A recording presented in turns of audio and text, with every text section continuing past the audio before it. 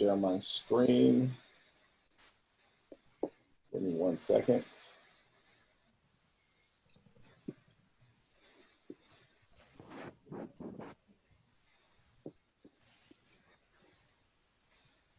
Share screens.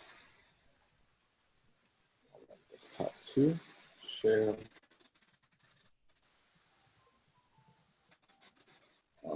Oh, cool. I am sharing my screen. What do you see? See. Oh, cool. Watch Dogs. Watch Dogs. Perfect. All right. You shouldn't be seeing Watch Dogs anymore. Right. There you go. All right. All right. Good stuff, gentlemen. All right. So welcome to Game Production Tools. I am the course director for this month. And how can I explain this? The best way for me to break down game production tools is a course that enables you to be a producer by the time you leave. Okay, so that's kind of it in a nutshell, but let's get to why am I actually teaching this class. I've been in this program, for those who don't know, since the inception of the GDMS program at Full Sail, so quite a long time. I have been in technology my entire career. I've also worked in gaming, so I'm not just teaching this stuff. I've worked in it. Worked on the entertainment gaming side. I've also worked on the serious gaming side, so military gaming solutions, right? So I worked for Bohemia Interactive. I worked for Lockheed Martin Simulations. So at the end of the day, the skill sets that you acquire in this program translate both to the entertainment gaming side as well as the serious, okay? And I've seen both. Not only do I teach this stuff, but I do game. So I'm a console gamer. You'll definitely find me on Xbox and PlayStation 4. I will be buying the new systems when they come out later this year. I'm looking forward to The Last of Us, right? Look, when they supposedly that in a few weeks. So I'll be definitely playing that in a few weeks. So class may drop off. No, I'm just playing. But, you know, I don't just teach it, I live it too, right? Currently right now I'm going through Doom, enjoying it immensely. All right. You know, really, really cool. So, you know, I don't just teach the stuff, I do game, all right? So hopefully you all have been able to log in FSO, and because you're here, that means yes, and you're able to see the course. Go ahead and download, if you haven't already, let's go ahead and download that syllabus, and we're gonna go through it. Okay. So we can know what this class is all about.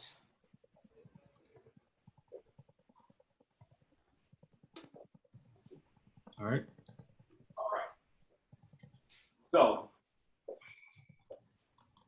we have the first page which has all my contact information, and primarily you all can reach me FSO.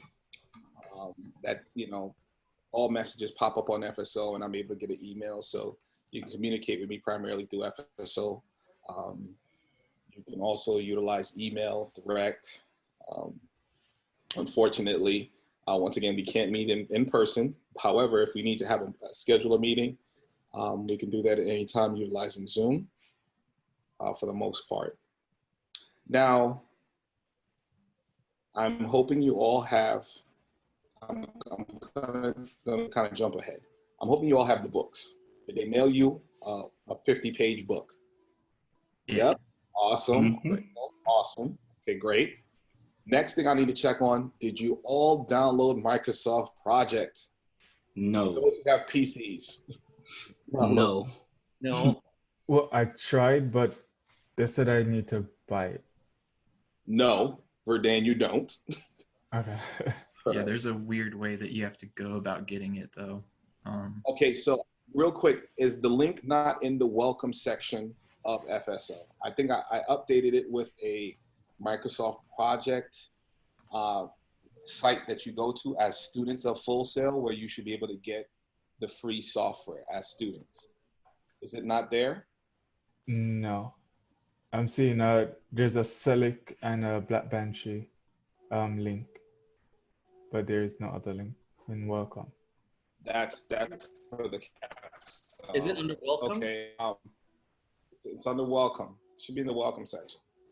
Okay, I found the link for selling games and like Bank Studios. All right, so they didn't update it. Okay, so who has it and who doesn't? I Have don't. it. I don't have it. Tyler has it. Mhm. Dean, Ahmad, and Chuck, you guys don't have it. All right. Okay, I will be sending out. I'll update a link on FSO where you can log in as a student, download the software, and add the ID and then unlock it. I'll do that. Actually, I'll do that. I'll do that shortly when you are watching. I have something for you guys to watch. I'll do it during that time, and I'll let you know that it's up there and it's been updated. Okay, got it. Okay. All right. So you have the book. Good. We'll handle Microsoft projects shortly. That is annoying. Hold on. Where is it? Is it? Let's see. The Last of Us. Close that out. I heard they're gonna make a live action of that movie on Netflix. What? Okay. So let's dig into the syllabus. Okay, so we talked about contact, we talked about the books. So let's start kind of going into what this course is really about. Now, game production, it's not sexy. All right, let's just get it all out and open right now. Be very transparent. This is a very non-sexy course, right? It's about scheduling. It's about progress maintenance. It's about documentation. It's about making sure that your plan is being enacted and moving forward. It's about resource management.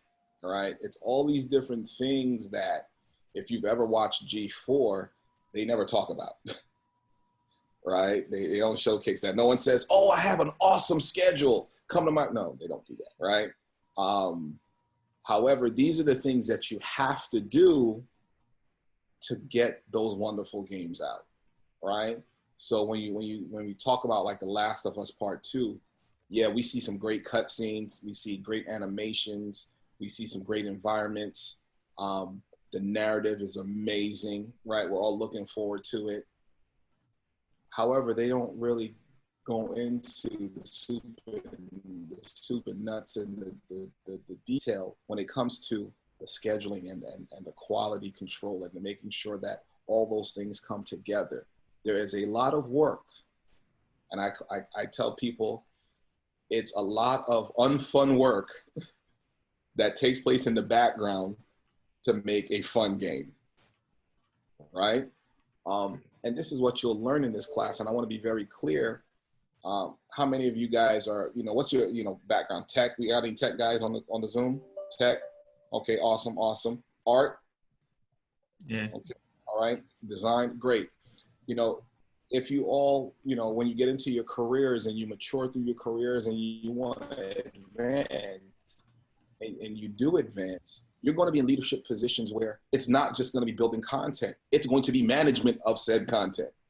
And when we talk about management of that content, it's not you jumping into, Unity or Unreal or whatever game engine, or you actually, building, code or building the art assets. Now, I'm not saying you will never do that. You will do that in your career, when you get into a leadership role. But you're really going to be managing resources to their success. And what do I mean by their success? Meaning the success of the game. You're going to be managing your resources to build content to get into the game.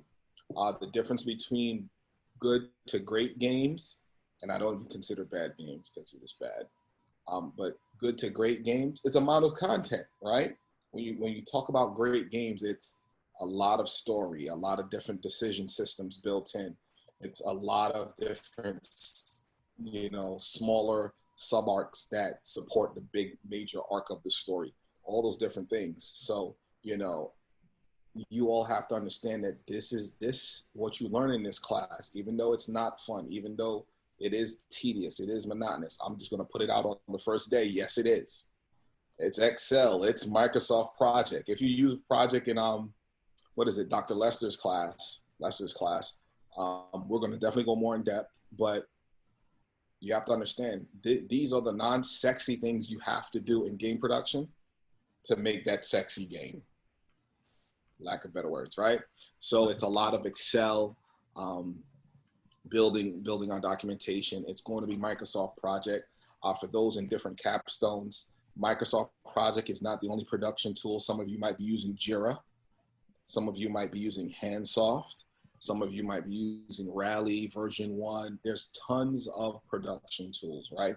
The tools are only as good as you use them, right? So if you have resources on your team putting crap into the tool, what do you think you're going to get out on the report? Crap, right? So it's very important that not only do you see the value in the production process and within the tools you utilize, but you make sure your resources, i.e. your teams, understand the impact of that.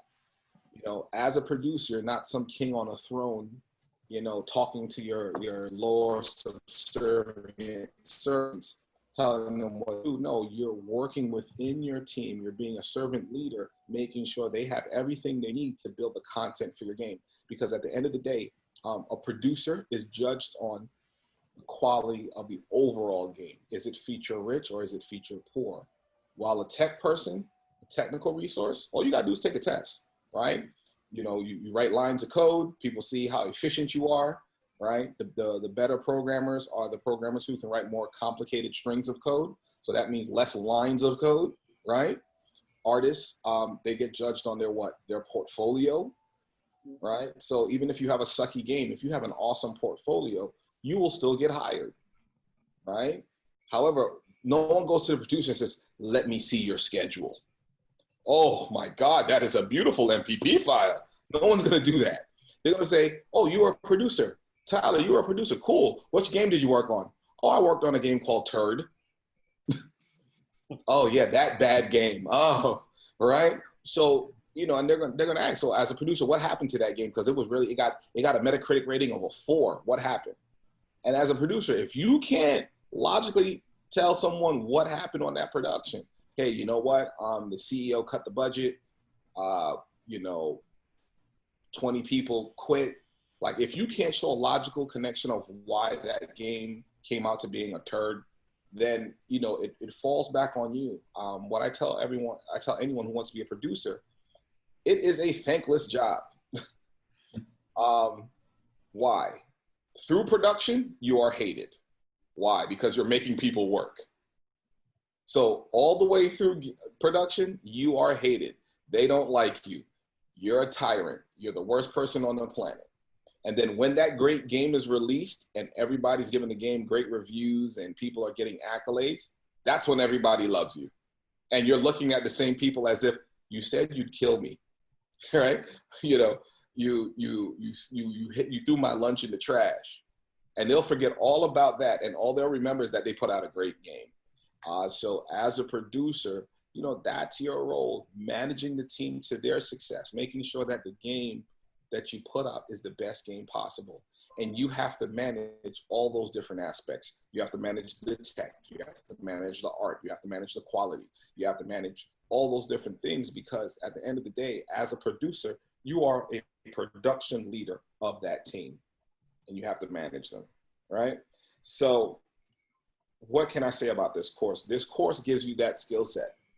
Now, do you leave this course, or do you leave this course and all of a sudden you're an executive producer in a game company? No, that comes over time, right? But you have the skill sets to be a decent producer as long as you implement said tools. You have to implement said tools. If you don't implement the tools to help you, then no, you're definitely going to run into issues. Now, as we continue through the syllabus, you know, you're going to see kind of a nutshell of the course still on the first page. On the second page, we talked about the books. The other book is the Heather Chandler book. That's in the online library that you can go to. Next, you see a little bit about me and some of the games I've played. But you don't care about that. Let's get right into what you care about, your grades. How are the grades collected, right? So let's go to that page. I want to say that's the third page. You can correct me if I'm wrong. Um, what's the Yes. first line item on that page? Third page is topics covered. Has a link to project connections. Mm-hmm. No, The first, Reading assignments and yeah, I first see the one. grade weights and lesson. Say it You know, the again. percentage. I see the grade weights, the percentages, Yeah. What's the first one? What's the very first one? lectures, Right, lectures. And what's the grade on that one? 11%. Right. So lectures is broken down into 11% of your grade. So your lectures are broken out into a few lecture tests that are based off of, they're all multiple choice, ranging from 3 questions up to 10. You know, if you pay attention during our Zoom sessions and you're reading the book, you'll be able to get it. It's very straightforward. I'm not trying to pull any tricks. I'm not trying to confuse you. Everything I do is very, very pragmatic and very straightforward. What's the next one? labs. Labs. Labs. Yes, labs. Your lab test, and that should be 9 percentage points, right? Right. So you look at my grading and you'll wonder, wow, Gerard's grading scheme is real crazy. Like it's 11 and 9. Well, the reason why, you're learning, right? And you're going to make mistakes. I've always felt that in a learning environment, if you're going to make mistakes, why should you be penalized severely if you're learning? So that's, for me, that has always been my thing. I've sat on that other side of the monitor or that other side of the proverbial desk as a student. And I'm like, well, if I don't know this stuff, I'm going to make mistakes. All right. So, you know, you know, with this class, you can make all the mistakes in the lab, but as long as you're learning and as long as you're putting forth the effort, you can recoup that on the very bottom line item, which is your final exam, which, as you can see, is what, 35 percentage, right? So you're able to recoup what you've learned there. So that's why I weigh heavily on the final, because it gives you an opportunity to go through the entire month and learn and say, you know what, Gerard, I've made mistakes on my labs, but I've learned. Let me show you here in the final. I feel I think that's the most fair way to put it, you know, when building a class. You have your GPS policy points. You know what that is? Your professionalism. It's 10% of your grade. The nice part about that is I don't have to go through my full speech. So, you know, as long as you're on the Zoom and you're not being disruptive, it's only 4 of us, which is pretty cool. So we can talk. If all 4 of you kind of talk at the same time, it may get kind of crazy. So, you know, let's try to kind of make it, you know, where, you know, if somebody's talking, we're going to listen and then chime in after. I like to have open discussions because I think it adds more value. You all have different perspectives. You all have different gaming experiences. You all see things differently, and I think that adds value to the course. So, you know, let's work it that way. You know, you don't have to worry about badging into your house, so you don't have to wear your lanyard. You don't got to worry about that. But you know, being on class, participating, you'll be able to get those points. The next thing is the mastery journal, right? So not only do I teach month 6, but I teach month 12. So you'll see me again in production and research capstone. If you don't know what that is the last month of the program, where you all will then present whatever topic you've been studying for that last 11 months. In this course, what goes along with that thread is your mastery journal, which is an outline of whatever content you've been studying. Now, the only requirements for this outline, if you haven't written an outline before, the requirements are there. There's several links to show you examples of how to write a paper outline. All I ask for is 10 additional references. And the reason why, by the time you get to me in month 12, I would rather you have so much data and so much information that you can scope it down versus not having enough. Right. And trying to make something out of nothing. I promise you, when you get to month 12, it's going to go by so fast. You'll be graduating. Hopefully we'll be back on campus. You'll be either moving, getting a job, you know, so it goes by really, really fast. So I just, you know, try to, you know, in this month, I try to make sure I do a check-in with all of the students to make sure that they are comfortable and they are okay with their subject. Is everybody good with what they've been studying so far? Yeah. Okay, good. Make sure you get that research, that supportive research, cited references, to make sure you validate your point. Okay. Next, we talked about the final mastery journal, GPS. You also have your capstone, right? You all are in capstone. So for every 2 weeks, you're supposed to submit an Excel file, right? Upload an Excel file. I want to be very clear, folks. Don't break the Excel file. Meaning, don't put words where numbers should be. Put the numbers 1 through 10, please. If you don't get a grade between 1 and 100 at the very bottom, you've done something wrong. And I can't believe I have to keep saying this because I've had students put the words great and awesome in the numbers field. I've also had students put 180, so the number at the bottom comes out like 9,000. Numbers you're supposed to put are 1 to 10. Then let the Excel sheet does the rest of the calculations. Okay. What's big for Full Sail, what they're really cracking down on is they want you all to utilize the platform, right? Upload your assignments so they can be graded. The FSO platform is supposed to be our learning management system, and it's imperative that you all upload your content into it so that we can grade it as well as provide you feedback, okay? I'm really trying to steer students towards that versus emailing me. You can only imagine how many emails instructors get a day. So please, please, please utilize a platform. It makes my life easier because I can give you feedback in a controlled fashion, in a controlled setting. Any questions so far? No. We still haven't got our schedule yet. So we'll talk about schedule.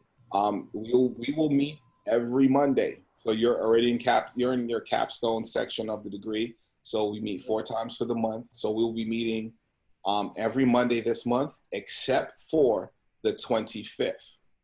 Oh, what's going on 25th? That's Memorial. Okay. So you have that as a national holiday. So we will have class that Tuesday. Okay. Oh. Right. So there's no class on the 25th, and I'll definitely remind you. The week before, I'll definitely remind you. But you don't have class that Monday, so you have a nice 3-day weekend to do nothing. Stay at home, and then we'll have class on the 26th. Okay, which is a Tuesday. So that's the only abnormality we have for this schedule. Let's talk about our labs. You will have lab assignments in this course. Now, if you noticed on the grading, the labs are zeroed out if you look at FSO, right? Your instructions are in there and they are zeroed out. Why? Because you have to actually do the labs to then perform on what? The lab tests, right? Now, when you do your lab assignments, I still want you to upload your labs to the 0 assignment so I can provide you feedback. I'm not giving you a double whammy. I'm not going to grade you twice. I'm just giving you feedback to make sure I can correct, if you're going in the wrong direction, give you feedback to know, okay, this is what I see with your documentation. Okay. We are heavily documentation oriented. We utilize Excel primarily, as well as Microsoft Project for our scheduling. So we will jump into Excel first. I'm going to show you some templates and different things, and then we will also go into Microsoft Project thereafter. Okay. I try to keep the course light. I use a lot of examples from the gaming industry so you can see the correlation. I think it's important for you guys to see how what you learn in this class has impact on games, and if some people in the industry would have made different decisions, how certain games could have been uber successful versus, moderately to not even successful, right? All that is important. when we look at it.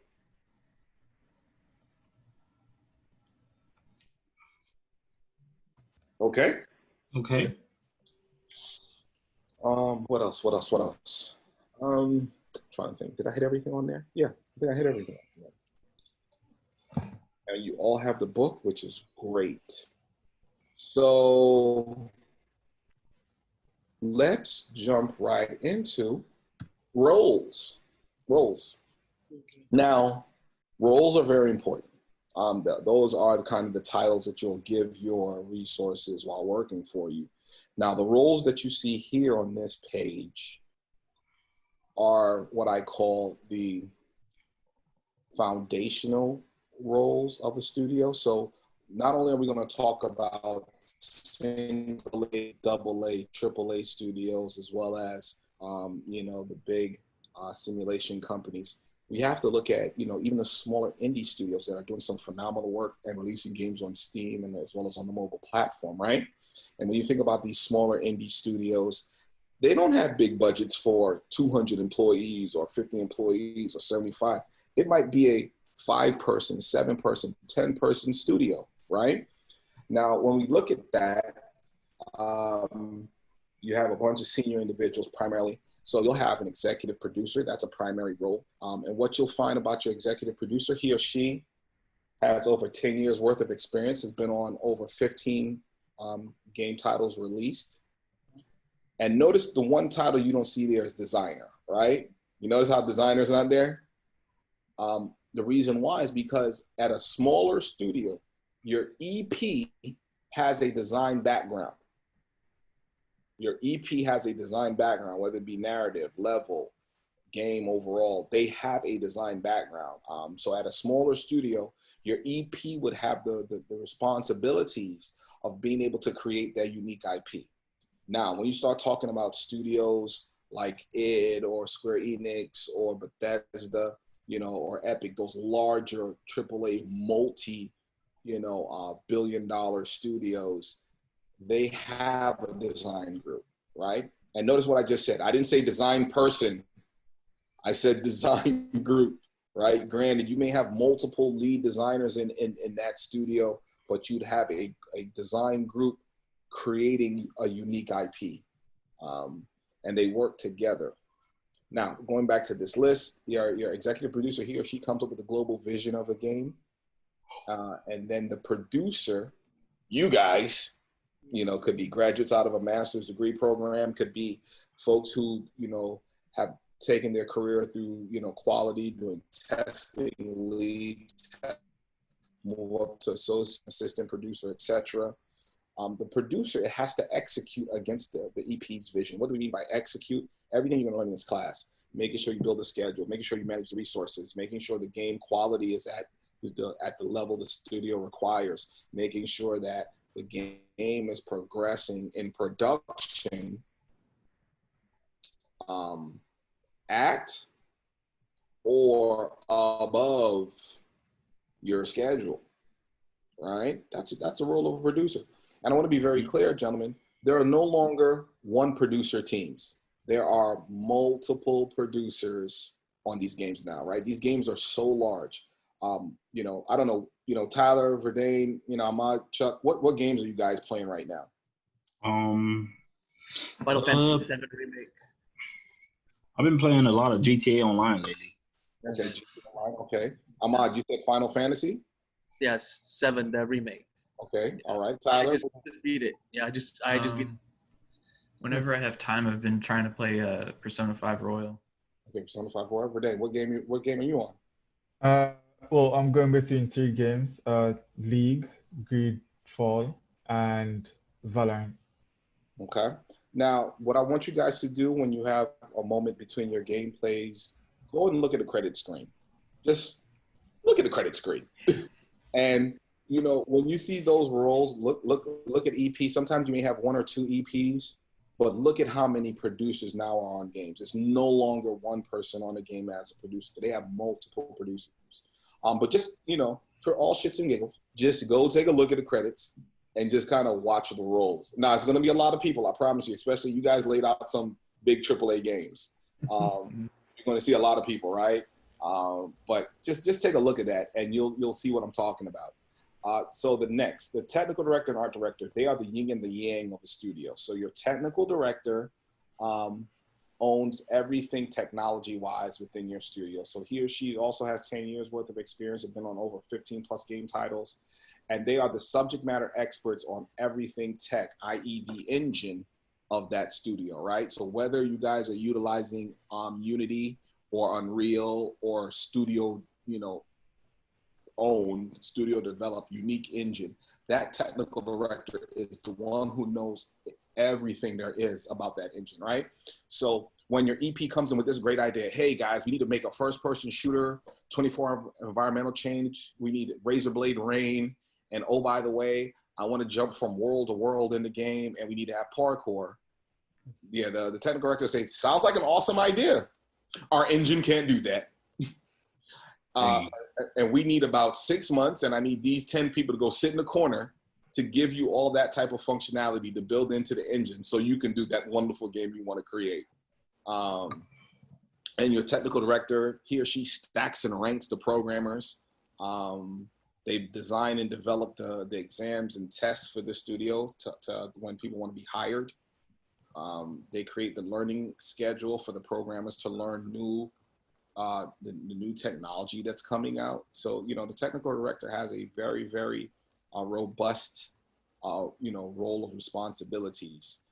Programmers fall right in line. What you'll learn in the gaming industry that, programmers are segmented to different aspects of a game.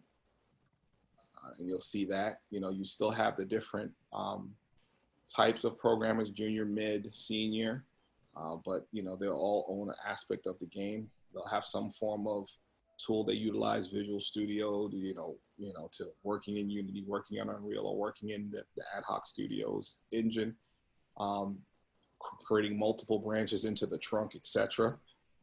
Next, you have the art director. He or she is just like the technical director, 10 years plus of experience, been on 15 plus game titles. Now your art director creates the art Bible for the game. What does that mean? That means they create the art theme and the art style for the game that the art team must execute against and must maintain. So for example, you couldn't have Marcus Phoenix in Borderland, right? Now, Borderland is a great game. Marcus Phoenix, great character, right? But it does not work. They can't, they won't work together. Why? Two different art styles. You break the immersion if you put that in front of a player. So it's important to understand that the art director creates this Bible to make sure that all the stable lanes. For those who work in, I don't know which capstones you guys are in, but you probably worked with a resource in your capstone who just kind of went off the rails, right? And you had to bring them back in. Like, wait a second, whoa, that's awesome, but come back in. You're deviating away from what we need for the game. And honestly, you can't regain time. There's no reset button to give you that time lost. So if they develop content for the game that can't be used, you've lost time, right? The art director not only creates the art Bible, but they are the subject matter expert of the studio. They are the subject matter expert of the studio. What do I mean by that? They know everything art, animations, rigging, level environmental models. They know how to do characters. They know how to do, everything that when it comes to doing art, right? Now, the art team is a little bit different. Why? Because they are more singular. Specialized, correct. Yeah, definitely specialized. And people don't like to be a master of everything. They just want to do one thing. So you have folks who are riggers. You have folks who are just animators. You have folks who all they do is A-pose or T-pose models. And it's like, well, can you give me an environmental model? Yeah, I can, but I don't do that, right? So you'll find, when it comes in the art world, a lot of people are very, very specialized versus being broad in nature. Now, in a smaller studio, you're definitely going to probably be stretched. I'm not going to lie to you. They're going to stretch you. Why? Because they just don't have the budget or the resources to actually get that content done. So you may have, you'll learn some different things and be stretched in different ways. Next, you have an audio director and audio engineer. Your audio director is the one coming up with all audio, i.e. the sound of the game.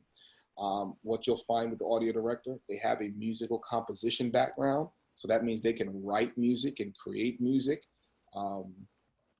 which is very important, because if you decided to license all the audio to, for your game, you may not actually have a game because it gets very, very expensive, right? So having an audio director, you see that they can actually create sounds that are unique and that you can own as a game studio. So for example, like Sony games, all the music, all the audio, all the music, all the sounds that come through Sony has that at their disposal in their library to use in what? Sony games, right? So it's important to see that. You have audio engineers who fall underneath the audio director. But if you're at a very, very small studio, what you'll find is you'll have somebody who has a technical aptitude, who knows how to work with audio, and then that resource will fall underneath your technical director if you're at a very, very small studio. Next, you have the quality director. He or she also 10 years plus, worked on 15 plus game titles, AAA game titles, and they come up with the test Bible for the game. So what do we mean by that? Every aspect of your game must be tested. Now, some people think gameplay testing is fun. Gameplay testing is not the way you all play games. Let's be very clear.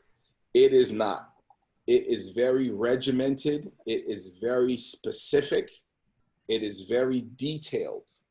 Okay, so the way how you all play games, it is absolutely not the way games are tested.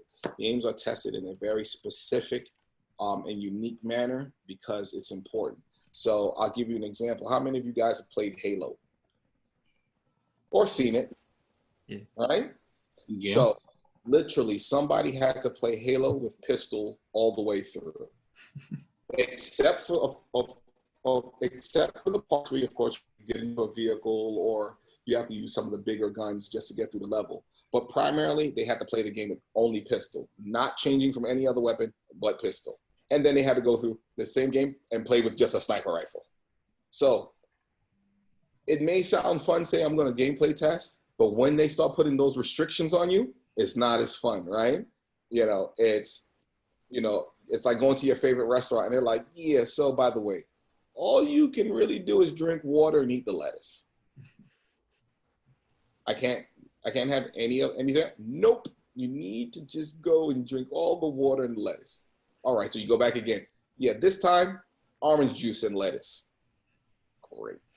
All right, because they want to test out all the permutations to make sure the game doesn't break. So that's why quality is so important. You have the quality lead. The quality lead oversees a different number of testers to test a specific aspect of the game. So it's very important for the quality role.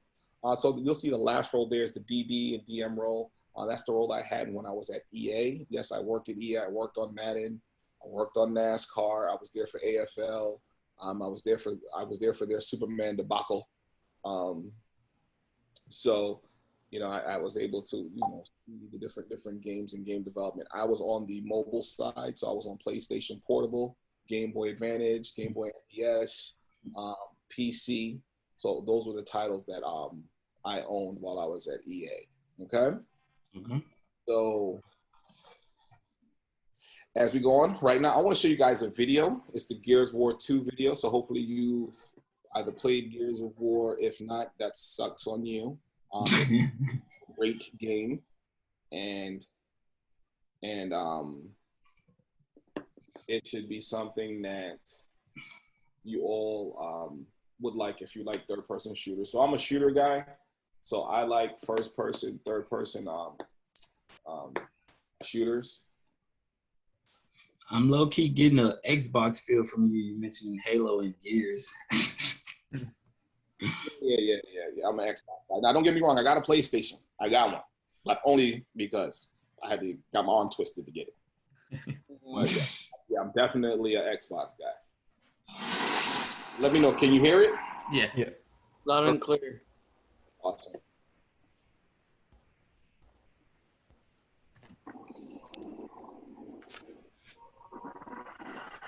So pay attention to all the roles in this video.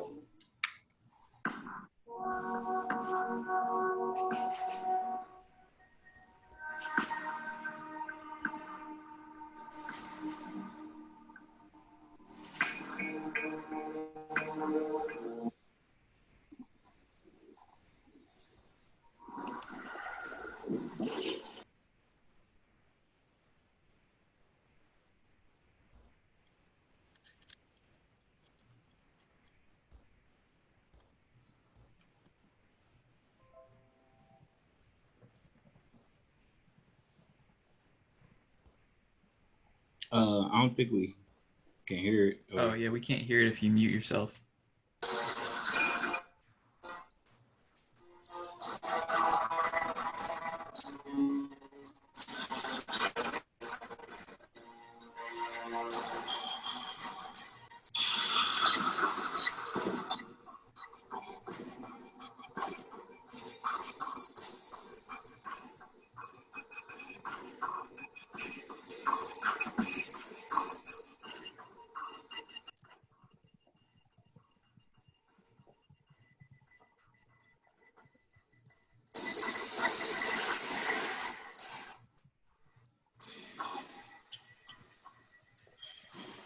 Gears 1 came out and it hit tremendously large for us. We were hoping it would be big. We were hoping the reviews would be great. We were hoping we'd sell a few copies, and our expectations were just completely blown away. You make a game and you think, well, we're making a really good game. We love to play this game. We can't stop playing. We love it. We think it's great.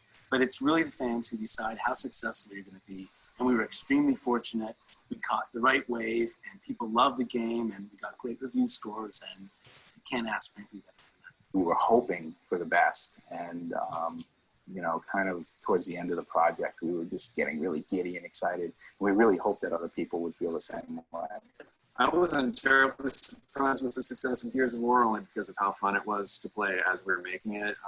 It was more of a surprise that we actually finished it on time and at such a high level because it was such a tight crunch that summer finishing the game up. But we knew we had something special there. I think in gaming, it seems like it's a roll of the dice, whether something's going to be good or not. But once I came here to Epic and saw the talent and saw the effort and the attitude and the love people put into what they were doing, you know, in a sense, I wasn't really surprised. I mean, everyone's here to do their best and put their best into their work, and it really shows, and I think it showed in Gears 1. With Gears 1, we could try a bunch of new stuff. People didn't have expectations about what does the shotgun do, etc. But with Gears 2, everything you change now has a following, and people are far more religious about, you know, their preferences with these things as they've been exposed to them for far longer. With Gears 2, yeah, there's a pressure to deliver a new experience for fans that are out there that you want to keep them happy and you want to keep them engaged. But at the same time, you kind of know you have the core mechanic figured out. You kind of know that at the end of the day, your game is going to be fun.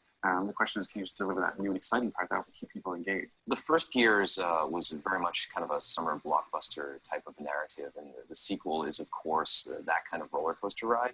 But at the same time, we're digging in a little bit deeper on the story to really get to know who these guys are in Delta Squad. We wanted to open the game kind of with a recap as far as just reminding the player of what's at stake, what the situation is with the world, and the character of Sharon Prescott, who's delivering this kind of rousing speech to all the coalition soldiers. The stranded are listening in on it. War is all we know. In the past, we fought for emotion. We fought for country. We fought for freedom. But all that changed after E-Day. There are certain elements of the speech that were really important to me to convey, because I felt like, you know, the thing that people don't tend to do the math, right, is that we talked about the Pendulum Wars as a 79-year war, that at the point of the Gears 2 starting, they've been fighting the Locusts for 15 years now, right? So now we're talking about 94 years of conflict. That's essentially an entire generation that has never known peace. But if you can imagine a world, not like a World War I, World War II, we're talking about a planetary war that has gone on for like 94 years, essentially. So this is what kind of culture is that? What kind of life is that where you're expected to go into the army? And it's all that kind of backstory that I don't think people had, a frame of reference they didn't have, and that's what I really wanted to come out of the speech, is this notion of, hey, yeah, you know, and the fact that it's just that's going on, that people can speak to, that we have never known a time of peace. I think is an important aspect of the backstory of the world. Originally, we did talk about, doing Hoffman delivering the speech, and that didn't really quite work out. And I think that's what gave us a lot of this, whole iterative process on it. And when we came up on the character of the chairman, which is something we'd cycled on, but hadn't decided on, once we had him, and it took a minute to cast the right person, and once we had that in place, things got considerably smoother. It's interesting to see more about how the leadership structure of the coalition is kind of built, as well as how the locust leadership pans out, to kind of see these layers of what's really going on in this war and who's responsible and who's leading the people.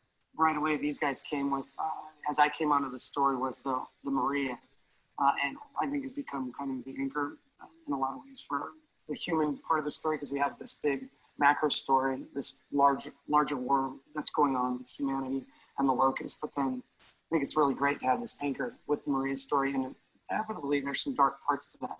Dom.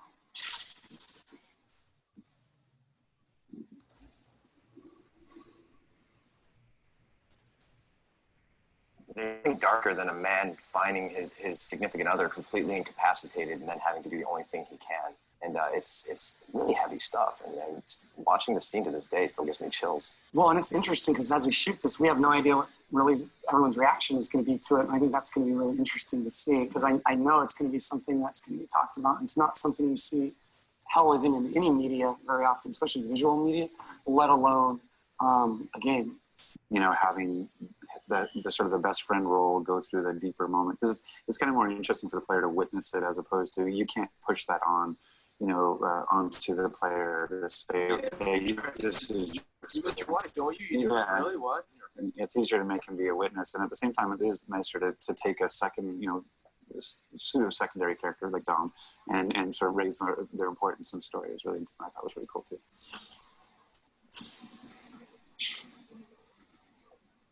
Writing for this medium is extremely tricky. We're still feeling out the ways that we can create a world. And it's not like a linear medium like television or film where you just go and shoot like, okay, here's the 100-page script and you're done. You have to consider, how is this line being delivered? Are the characters walking around in the world? Is it a cutscene? Is it like a piece of dialogue over a loudspeaker? And we have so many different colors in our palette with which to paint the narrative. And there's not a lot of people in the world that can write for this medium. Games are an art form, something that we're all proud of, that we put a lot of time into, that it's that time, I think, to where things that can really, a story in a game can last the test of time. I think you have a lot of games from Half-Life 2 to a BioShock most recently that, people talk about it. I mean, the story affects people. We have about over 40 cinematics that we're working on, that we've gone through the entire process of mocapping and preparing and getting together for Gears 2. Once we get a script, we'll look over the script, decide how we can make this work in a scene. And then once we've kind of narrowed it down, they'll usually go and have the voice actors record the audio. Cole, Baird, stay here and guard the Centaur. Dom, you come with me. Marcus is a badass sergeant. We find out that he's been basically a soldier that was put in prison for whatever he did, and he's back out now as a gear again because they need him.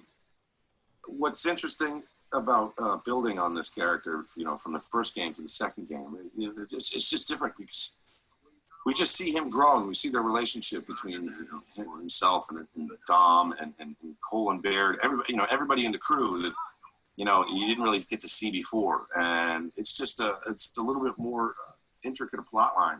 There's a lot of different stuff going on, and I think emotionally for the character, it's a lot more. Hang in there, Rook. We'll be there soon. Let's go find Carmine. When you build a character, it's got to come from the ground up. So it's there's all sorts of things that come together. So yeah, it's the description, it's the picture, it's the attitude. It's just like, oh, okay, and you just piece it all together and you kind of throw it together. And it's funny because I had the feeling you're going to ask me about was there any other voice that I tried with it, and really there wasn't. There wasn't. It just seemed like this guy needed to be.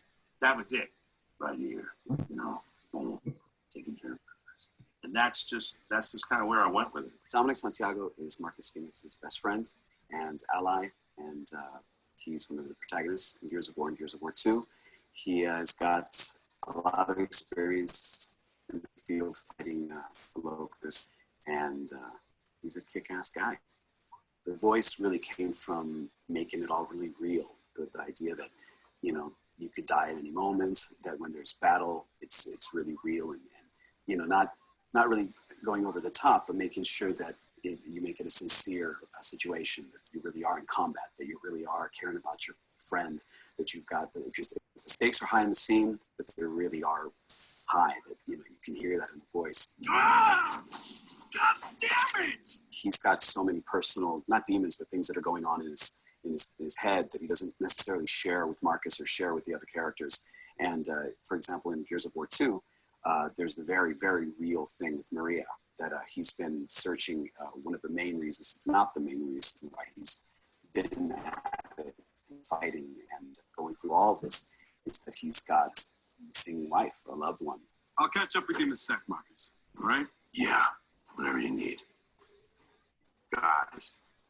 It was really different to work with John on Gears of War 2. The material only stands to benefit from having two actors working really hard at having chemistry and that dynamic that's so, you know, visceral. You can feel it. You know that these guys are, you know, exchanging words, either arguing or going into battle together. I think that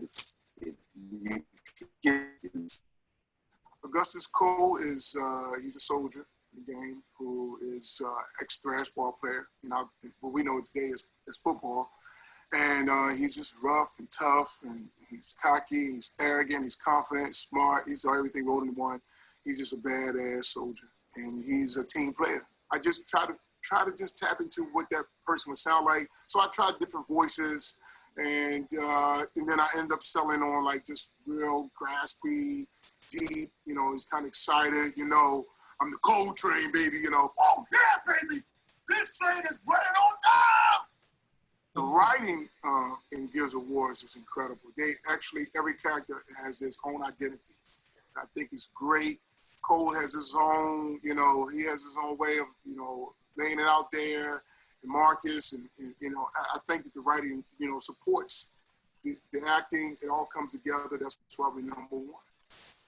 You know, it would be great if fans, you know, after playing the game and, you know, exhausting themselves in this game, it would be great if they actually felt like, you know, they accomplished something, that they were really a part of the game, that they're emotionally struck by some of the events and the things that are happening, just like they would be if they were actually in the game. Baird is, you know, oftentimes regarded as the sort of the comedy element, but he really is the voice of reason, and really, you know, like all the other characters, really detests being in this hell, and is very vocal about it. The rhythm, I just imagine him just being very kind of quick-witted and just thinking about, like, what are we going to do? Oh, that's great. Oh, we have to go in. Oh, really? We got to go in. That's just fantastic. Great. All right. What are you going to do? You know, like. There we go. One muzzled queen. Not you, her. You were great. I loved your speech there, especially with the bitch-ass stuff. Very good. Very good. Acting in a video game, on one end, it's the basic acting skills that you are required to do on stage or on film. What's different in a video game is you have many outcomes. So instead of a regular script, you're playing 10 different endings, more maybe. And so you have to really know that character very well. How will he be when he's about to die? How is he killing? How is he running away? How is he relaxed? And you have to have all these parts of him very complete. So then the player, who's as integral to it as I am, you know, is going to elicit different responses from me. So what's fun for me is having players, you know, gamers come to me and say, hey, you know, we played Gears of War with you all weekend. You were a real a-hole, or you were a real jerk, you know, and then someone else can come to me and say, wow, you were funny. That was really funny. And I realized it all depended on how they played and how they interacted with me. With the deeper storyline, there's much more opportunity for a variety of different musical styles. And so obviously we have the action, we have the battle, we have the chase, but we also have some somber moments, some desperate moments, some emotional moments, even a couple of romantic moments.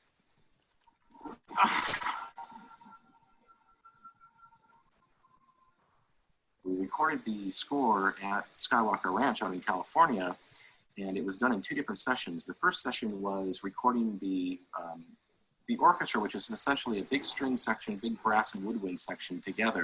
And then the second day was recording all of the live choir. And so the choir and the orchestra never performed together, so that in the end, when we're mixing in the studio, having things recorded individually like this allows us much more control over the final mix.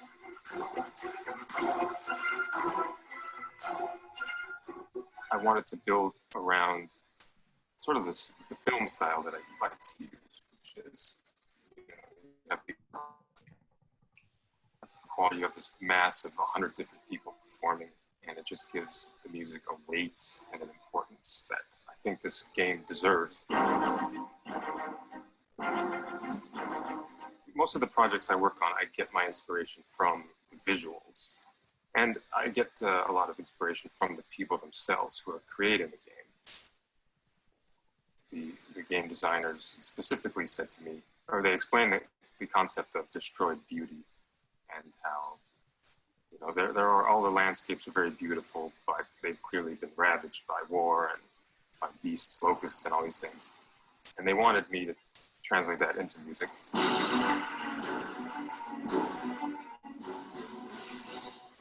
I can take a sound that's normally considered a nice, pleasant sound and destroy it, basically, run it through all kinds of, right now we have a lot of cool technology, computers, and all kinds of effects you can play with and really create some unique sounds. A lot of times people's expectations are directly related to the amount of audio polish that is in the cinematics. You know, the better the audio sounds, the better the overall impression people have of the cinematic. Once we get our mocap actors together and get here in the mocap studio, I'll set the computer up. We'll start going through the scene, walking through the scene, see how the actors react to it and all. Not really, not as like, wow, but just like, oh, so this is what they're trying to do. In other words, you're gathering a lot of info from it. We'll come in here, we'll work with them, we'll kind of walk through the scene a couple times, see where, yeah, we need to space this audio out a little more. This could be a little tighter, or hey, this guy would actually probably talk on top of what he's saying as a quick reaction. We'll get all that timed out, and then we'll start working on the scene. We'll start working on doing a couple of takes on the scene. And start walking in, looking over the edge, seeing Nexus. Don, here comes your first line. I think we found our locust stronghold. Nexus. Here's the next line. Where do we find the coin? My bet's on that tower in the middle. We're doing a few combat scenes, a few what we call walk and talk scenes, which are basically, we're blocking out dialogue scenes when we're walking and explaining the cinematics to the user. Look over and audio. We don't have the luxury of hitting a mark and saying a line and then moving on with another action. We have to time our motions to a pre-recorded voiceover. We don't have to worry about camera angles. And that's really liberating for an actor, as far as not having to worry about, in film acting, we have to have a sixth sense and worry about, are we in close-up? Are we in a two-shot? What are we doing as far as where the camera is? Well, in motion capture, all of these cameras are picking this up at all times. So once we finish shooting, they can change the camera angle anywhere they want. In film acting, you know, one of the old cliches is less is more, and it comes across as very subtle. Here, I think it's a little bit more similar to theater acting in front of a live audience, because we have to convey with our bodies exactly what's going on with this, that the voiceover actor is conveying within the scene. It's an incredible amount of fun playing Gus. You just, like I said, everything is 110% all the time. There's no lull with Gus, and it's just a lot of energy, a lot of impact. He's just a mean, big, tough guy with the guns and everything, you know. So he's a bigger than life character. You group ass bitches are going down, like way down, dead down, so down you ain't gonna know which way is up. Your ass is gonna be crying to your stink queen, like, oh mommy, don't let the bad man hurt us, but we gonna whoop your mama's ass. After we've done the mocap process, all the animation is then targeted to the character skeletons. At that point, I'll take the animation, I'll start putting in the scene. We do what's called our layout phase. The layout phase is basically where you're blocking the actors in the game world or in that level. And at that point, I can actually then go in, lay my cameras out, and start cutting the scene together based on the pace and the feel of it. The actual filmmaking happens in the layout process when you start seeing everything coming together. Certain designers are much more kind of book-based as far as, you know, having a tremendous process. And I have much more of almost a holistic kind of feel-based approach. You know, start out with a few solid ideas and then iterate and try and, you know, find the bits of fun in the sandbox. And we do this tremendously cool process of prototyping where we have these maps that are POC, proof of concept. And Lee Perry, senior gameplay designer, I mean, and all the other team members, we'll sit down and we'll hash out what is the coolest possible stuff we can come up with. And then we, you know, use the latest iteration of our technology to do rapid prototyping and harvest the good ideas and throw away the bad. After we have the big idea, we sit down to shell out the level. And shelling out means just getting in there and in the editor and in simple terms, blocking out what the general flow of the level is going to be. One of the things I absolutely love about the game is the flamethrower, because it's a perfect example from a design side of something you've seen in other games before. You've held 20 games in your hands with flamethrowers, and you ran around and you burned people left and right. You had one element to the game, being a cover system, for example. You've never blind fired a flamethrower. You've never reached around, slammed up behind something, and fired it around the cover. You've never used it in this way. You can look at something and say, oh, flamethrower, you know, whatever, that's not new. But it's about context and giving a player an experience with something that is new. Delta, hit those mortars! The primary thing we were trying to do here is just make Gears 2 feel more like a war rather than or, you know, in Gears 1, you feel like it's just you and three guys kind of on your own mission outside of the COG, you know, outside of this army that you're fighting for. And so now what we're trying to do is reflect the larger story of, you know, this government trying to help its people survive this awful attack by these creatures that come from underground. And so in the levels, what we're trying to do is make the battle feel bigger. We're trying to have more aircraft flying by, more trucks coming by, and more squads that you're going to run into as you're playing who can help you out or show you the way and that kind of thing. Just an overall sense of a bigger, larger scale war. But with Gears 2, we've got this foundation now of our core gameplay. We know what cover can be like. We know generally now how to lay out a level that is fun to fight in. So now with Gears 2, we can spend a lot more time on kind of creating unique variations on that gameplay within each level. Proportionately, the boss fights may be, you know, 15, 20 minutes total of the experience. It's a huge amount of what players will remember about the game. It's a huge amount of adding character and setting and life to the big world. It's about the nuances of first looking around here takes a third of a second too long. You gotta massage it out so it feels good. Doesn't matter what your game concept is, it's gonna feel good to pick it up and control it. And when you pick up a game that does feel good, you know it immediately. We have several new gameplay modes in multiplayer this time around. We have Horde, which is play 4 or 5 of your buddies fighting against AI.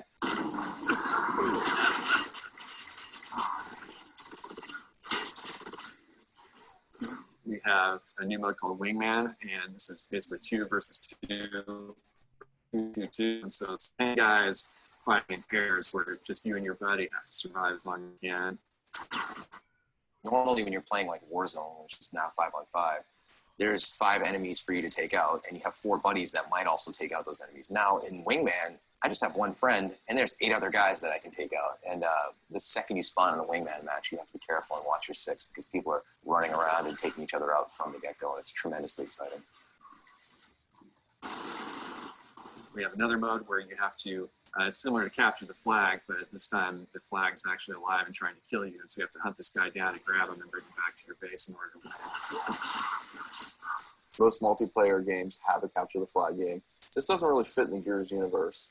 It'd be kind of, you know, weird to see Marcus Phoenix running around a map with a bright red flag or something. You know, it just seems weird. But I could definitely see Marcus Phoenix dragging a body around as a shield on the enemy. The best part of this game mode is when both teams are just fighting it out, trying to get to this guy who doesn't care about either one of you. So the whole time he's running around killing everybody, he's talking all kind of trash about how he's owned you and this, that, and the other. And even when you're dragging, he's telling you that you stink. The progress we're making in so many different areas is really what's impressive to me, and really shows the maturity and involvement of the team. Our processes are much more refined this time around, and allows us to spend a lot more time on it. The gameplay programmer just basically pulls everything together, gets it together, and so they can be placed in levels. And we definitely take an editor approach to everything. So for a programmer, that means taking an early idea, getting a rough prototype in. You may have no art assets at all. The big boss creature could be a giant cube at that stage, and get it in, get it working, so we can start playing with it, and listen to people's feedback and offer suggestions, and just keep iterating on that stuff. For Gears of War 2, we've taken the Unreal Engine 3 that we shipped with Gears 1, and we've added a whole lot of new features to it, to let the game designers go off in new directions with it. First of all, we've added a soft body physics system. Instead of just having rigid objects moving around, you can have squishy organic objects, which really plays in very well into some of the new sorts of levels we're doing. There's also a destruction system. In Gears of War 1, when you shoot a wall, you see a bullet hole basically painted onto the wall. What we can do now is tear the wall apart, and you see fragments go flying, and you see a damaged, destroyed wall with actual chunks of geometry missing from it. So the new destruction system plays in really well with the Xbox 360's hardware capabilities to accelerate that. For Gears of War 2, we've really improved the character lighting model. So you see light bouncing around between the individual parts of the character, and you also have much more lighting fidelity on characters, regardless of the light environment he's in. We've added a crowd system to the engine so that we can render 100 or more characters on the screen, and simulate gameplay on them, and build large-scale battle scenes around that.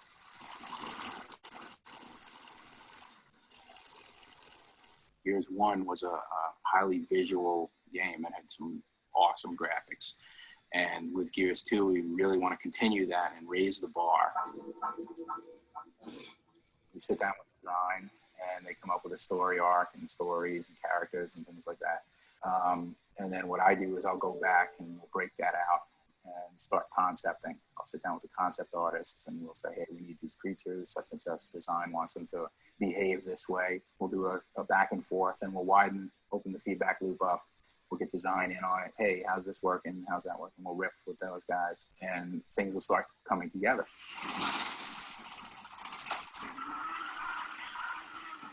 The gore was a pretty big hit with everybody, to where you had this very crazy, visceral experience. And so we wanted to build on that and expand that to the larger boss creatures, and just have more of it without going way too over the top and making it completely gratuitous. To me, it's more about the context of what it is. It's not very slow, deliberate, creepy type of game. It's all in the heat of the battle, and you're laughing and you're making fun and you're cracking jokes as you're, punching your buddy in the face, and as you knock them down, or you chainsawing them in half or something like that. The guys are doing a fantastic job with the environments. The artists, the lighting, the size of the environments now, the fracture system, it's all there, and it's really pretty spectacular.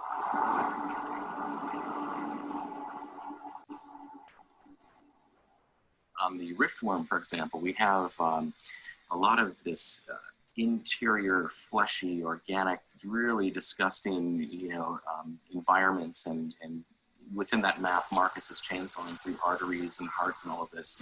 And so what we actually did is, instead of using library sounds or anything like that, we did a custom Foley session where we actually went to the grocery store and bought a few $100s worth of meat and chicken and macaroni and cheese and oatmeal, and we set up all of these different containers of different size and different types of combinations of sludge and meat.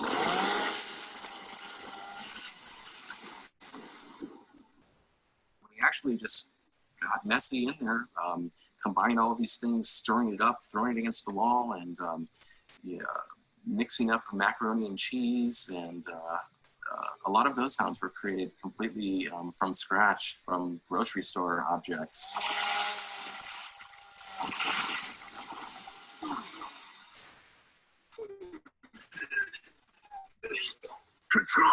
Delta here.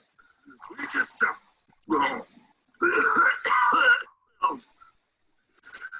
I don't know where to even begin, but just get us the hell out of here. After the environment art gets done, we dump everything into our editor, and then we have visual level designers, and they take the imported objects and they'll mesh out these levels and create these fantastic areas that just look great. And they'll also do a first lighting pass on some of the areas, and then they'll come in. They'll go over that and start to play the game and make sure everything works. So once the level gets flushed out and we've got meshes in there, we've got gameplay in there and lighting and all that stuff, we'll do kind of a final pass and we'll start tweaking post-process. And then we'll go over it and we'll have a punch list meeting. And we'll say, hey, this is too dark, there's too much contrast, too little color, too much color, yada, yada. So we can adjust all that in the final polish phase when everything's polished and looking great. That's it. Gets locked down. 17 years ago, Tim Sweeney started this company in his parents' basement in Maryland. About a year later, I joined the company. He was still in the basement. He still had that wicked cat that used to run around scratching everybody. Whereas I'd been programming since I was 10 years old, and that was really the thrilling part of my life, to be able to write code and have a computer do exactly what you want. And by the time I was about 24, I'd gotten really good at it. So I wrote my first game, my first 2 little games, and released them as shareware. We were doing everything back then. We were selling games online. We were selling them over the phone. We were packaging up boxes. We were shipping them out. We were just starting. That was kind of one of my first roles in the company, was just starting to get us into retail and do a little bit of marketing and PR and get people to know about us. When we released Unreal in 1998, that was when Epic really took off. When we made the original Unreal game, people started coming to us and asking if they could license the technology. When we came out later on with Unreal Tournament in 2003, we were in full swing with the engine licensing. And obviously now there's so many games today using the same technology from Gears of War 2, which is Unreal Engine 3, that are using this technology and doing really great work with them. So I think that's been something that's been a real constant current of our company, is what we've been doing with technology. And we've been getting better and better at the games and their content as well, obviously. There are a lot of things that Epic does, that require money and that require resources and things like that. But the most essential things we do are only possible because of the quality of the people we have here. So when you look at the scope of a team it takes to make a next-gen game, it's obviously large, whether you take in the core team here and the team at Microsoft, or even other team, there's things like Epic Shanghai, who helps a lot with art, Technicolor, who do a lot of the video recording and animation cleanup and facial animation. And, like I said, there's all of the people at Microsoft, both NGS and usability and playtest and all that stuff. I mean, it becomes a rather large effort to make a AAA game. That was close. I am so glad to be out of there. Control, Delta here. We lost the queen. What I want the player to have experienced is the best polished, most fun shooter that he's played. And so I want it to be intense action. I want it to be exploration. I want there to be great story there. I want them to feel like they were an action hero and they had a starring part in this amazing experience. I think that's the golden moments for any design, is when you can just get people excited about very specific events that just happened. They weren't scripted. There was just things that happened in the game.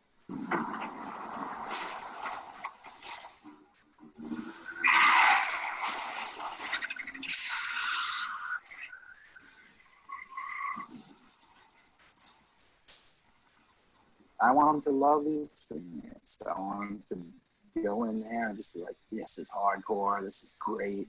I love this world. I love playing in this world. I love playing with these characters.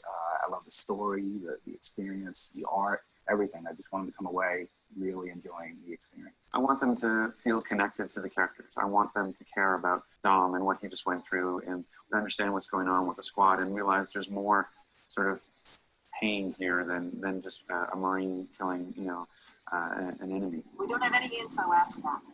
There's got to be another leader or something, right? I'm sorry, Dom. There was something there. There's something I connected to and had meaning for me, and it caused me to pause for a second. They get into the Gears world and they feel immersed and they feel a part of it, and they feel like they take a part of the story with them, and that's cool, man. We've done our job well. I want players who finish Gears of War 2 to be exhausted and have to go take a nap because they just had the roller coaster ride of their life.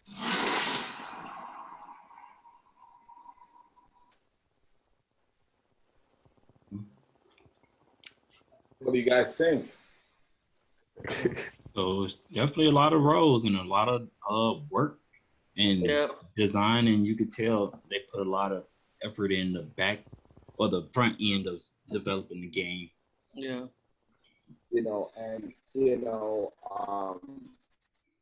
A short break right now, but when we think about game development, we're so eager, this has happened to me as well. You're so eager to jump into the game and forget there's so many different parts that have to connect to give a player an overall experience.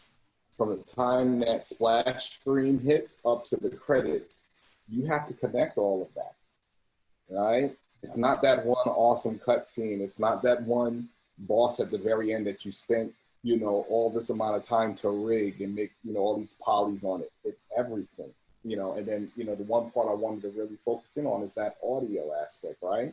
They had a composer there. And you heard what they said, how they had to create sounds. They went to the grocery and just started testing and playing out and making sounds. Like, sometimes you have to get down to the basics to do things like that to create the sounds you want for your game. Sometimes you can't find the asset packs. Sometimes you can't find it pre-made. You actually have to do it yourself.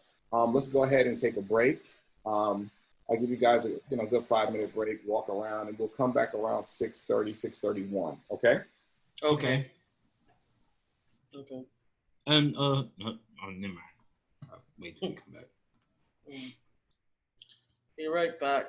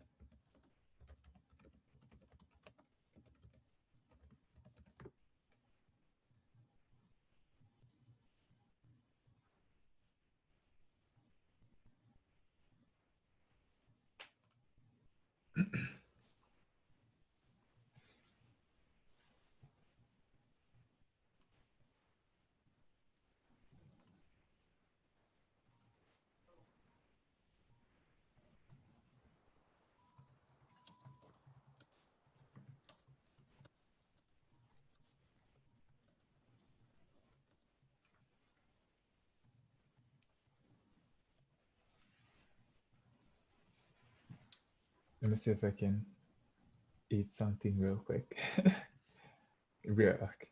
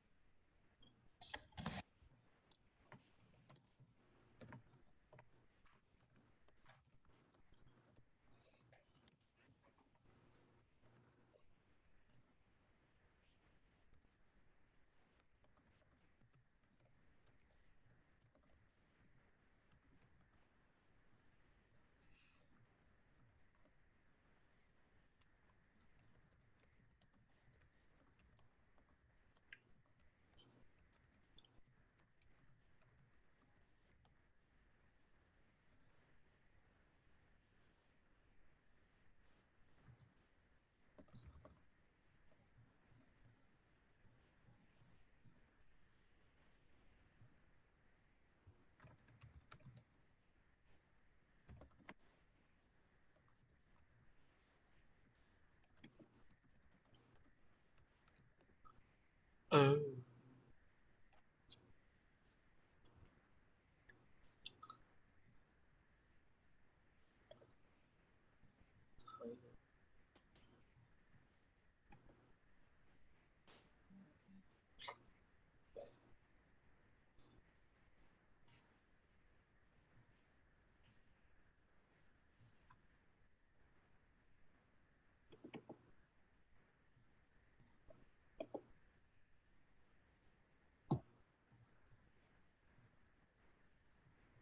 All right, gentlemen.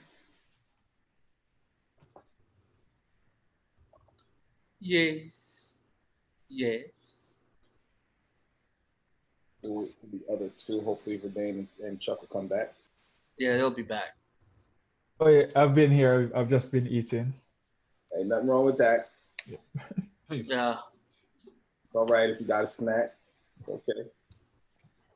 Okay. I've heard of some teachers saying that you're not allowed to eat during class, and it's like I'm in my room. Look, as long as you ain't crunching, Oh, no. Okay. with the mic on, you know. Because my thing is, if you eat something good, you better share. Okay. So go ahead and get that Uber Eats over to my house, so we can all eat the same thing and eat something good. All right. I'm okay with that. Like, I'm not even. It's like, come on, like. Yeah. Night. You know, don't drink anything. Don't eat any. Like, really, you're home. So, all right. So we saw that video. Let's go back. Let me. So let's talk about. All right. So let's talk about overall production.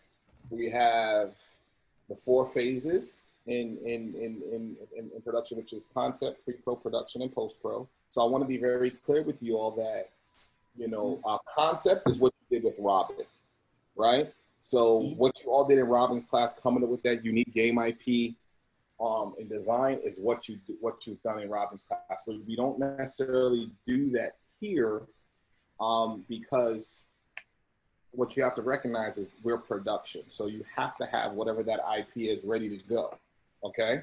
But we take a small sliver of concept, and you know that helps us create our what we call our pre-production documentation, as you can see. And then that pre-production documentation then takes us through production, all the way to post, where we close out. So those are the essential 4 phases of your game development life cycle, okay? Be mindful of that.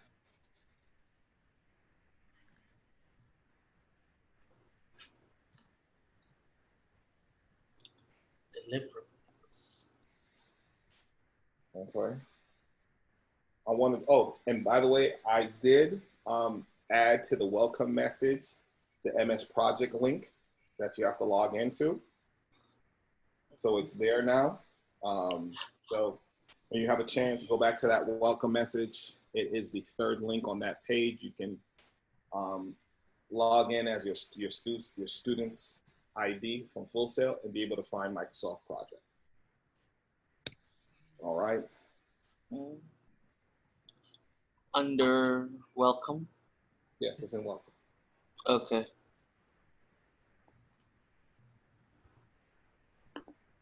Oh, he says sign in as what? Sign in with your Full Sail email. Okay. Yep. Oh, where'd you send the link? It's in the welcome on FSO. Okay. Welcome on FSO. And you use your FSO login information to actually get into it. So let's talk about, as we continue, let's jump into the skills matrix. So what you'll see before you right now is a list of skills that can be in your studio. So what's different from a AAA studio versus maybe, you know, you guys doing it together is that you have to, the game that you can develop has to be based off of the talent and the skill set you have in the group, right? And it's important to understand that a AAA studio has a larger budget and can gain the resources necessary to pretty much make any game they want, which is a little bit different from those startup and indie studios who lack the resource, right? Lack resources. So you know, you have to be mindful of the people's skill set. So what this shows us, and this is not everything in game development, but kind of gives you the overall gist, right? So this tells us our team is good in multi-threading, however, not good in Lua, bad in C#, good in C++, weak in networking, right? So we know that we're not going to make a multiplayer game off just, you know, if I was a producer, I'm not making a multiplayer game with this team set. Why? Because we just don't have the skill sets.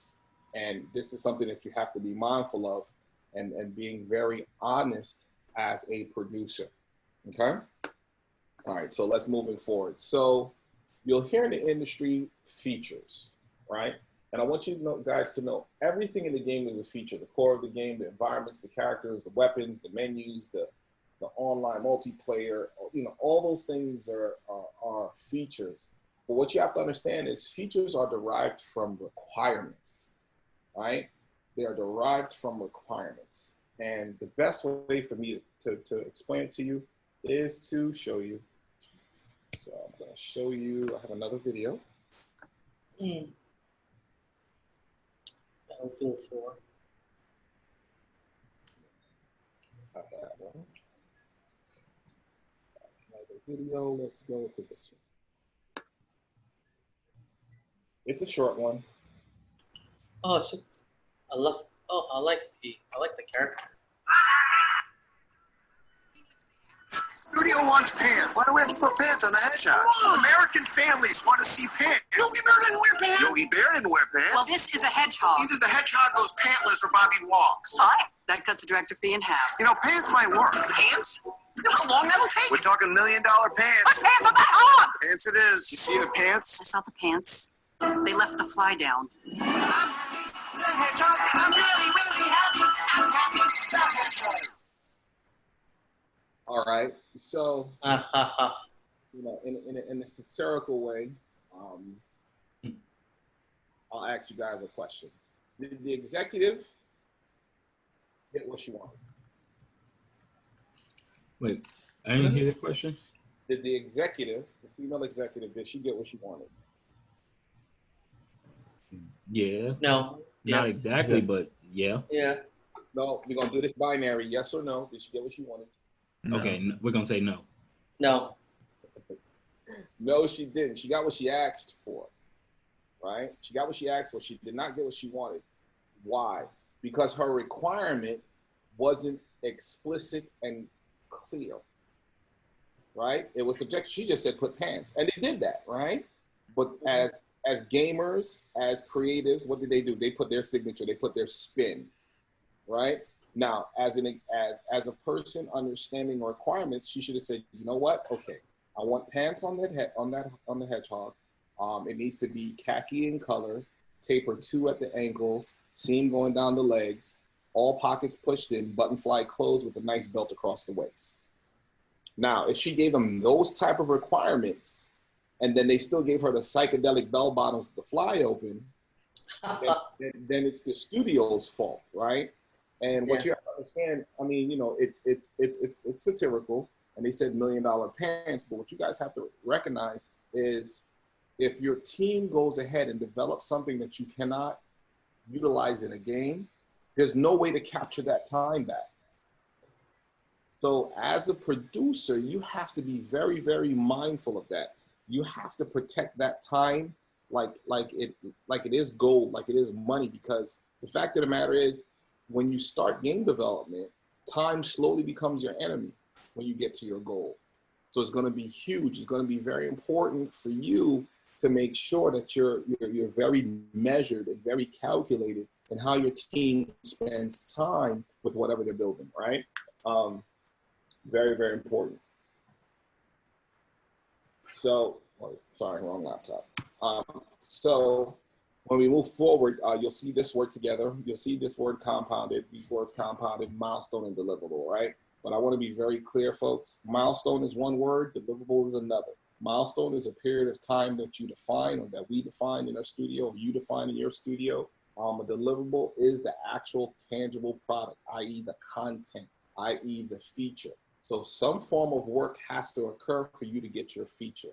Okay, a feature is a resultant factor of some work being complete to become a deliverable.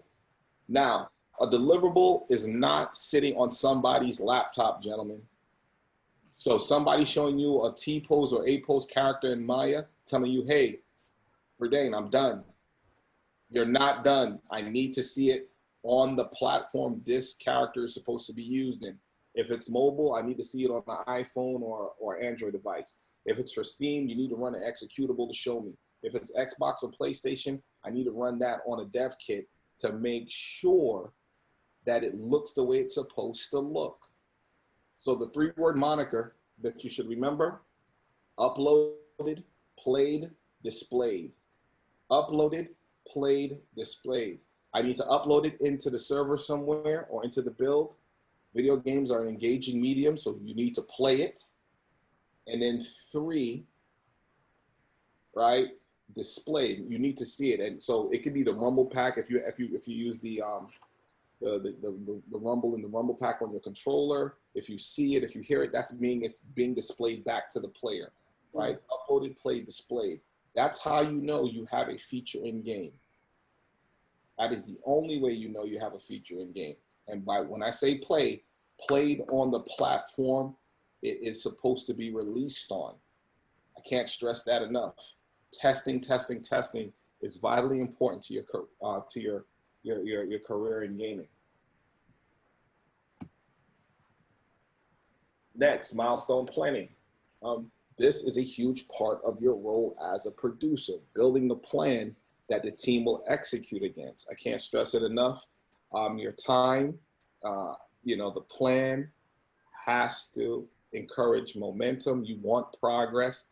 As a producer, you are a production leader. It's imperative that you manage the schedule accordingly.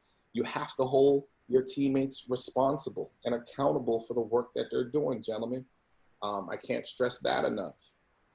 Being a producer is not an easy job. You have to tell someone they're either doing good, they're doing bad, and it's your responsibility as a producer to make sure that they're progressing. If they're having issues, remove the issues as your role as a producer.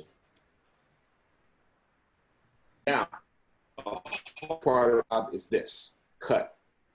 This is where you have the responsibility of telling someone, hey, Tyler, the thing you're working on, stop working on it. I need you to go work on something else while he's in the middle of it.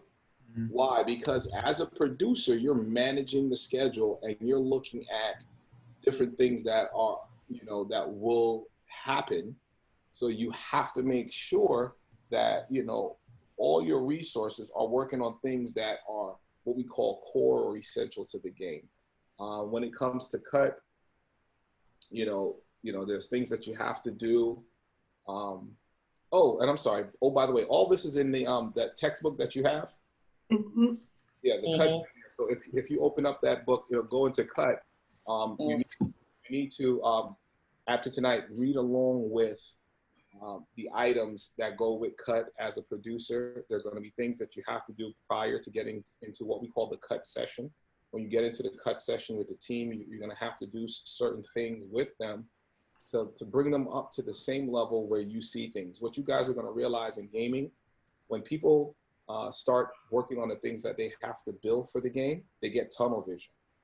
So it's important to recognize and realize that we all could be on the same team, whether we're virtual, working on Zoom, or sitting in the same room. Everyone doesn't have the same level of understanding, even though they're on the same team.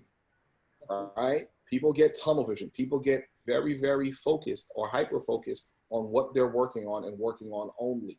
So it's very much the responsibility of the producer to make sure everyone understands how all this stuff connects, because all this stuff does. Okay? Next, we talk about risk. Risk occurs in everything that you do as a producer. What's also big is that your number one risk is your team. The number one risk is your team. Okay? Yeah. Oh, you have a question? No, I was just going to say that makes sense. Right. Yeah. And and I'll break it down to why. The reason why your team is your number one risk is the fact of the matter, their team is your gift and your curse.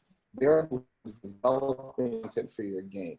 And your team has good days, and they also have bad days. And when they have bad days, that's what it hurts the game, right? So as a producer, your role is to make sure that your team members are communicating, making sure that they're understanding what's going on. And, you know, as a producer, you have to understand game development, one, isn't fair. It is not fair. Tech speak and art speak, two different languages. Artists speak a lot differently than developers. You know, you have to make sure you have the pulse of what's going on in your game. And it's the same thing. I mean, you know, some of you might be tech leads or art leads in the future. You have to have the pulse of what's going on with your team and what's going on with the work. So it's very, very important that you understand that.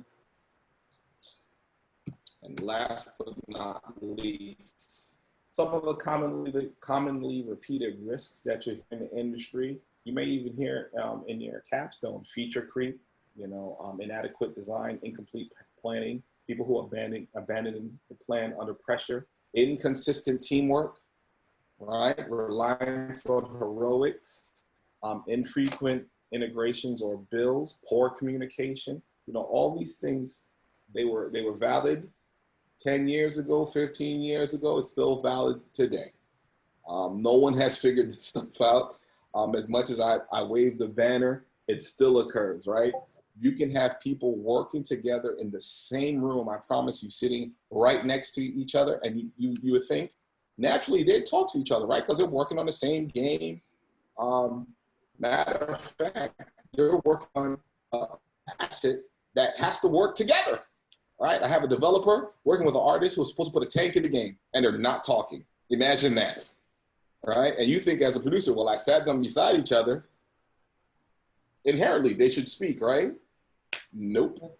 So it's important for you to understand that as a producer, you have to be the conduit for communication. You have to be the conduit for understanding to make sure that that game gets done in a positive manner.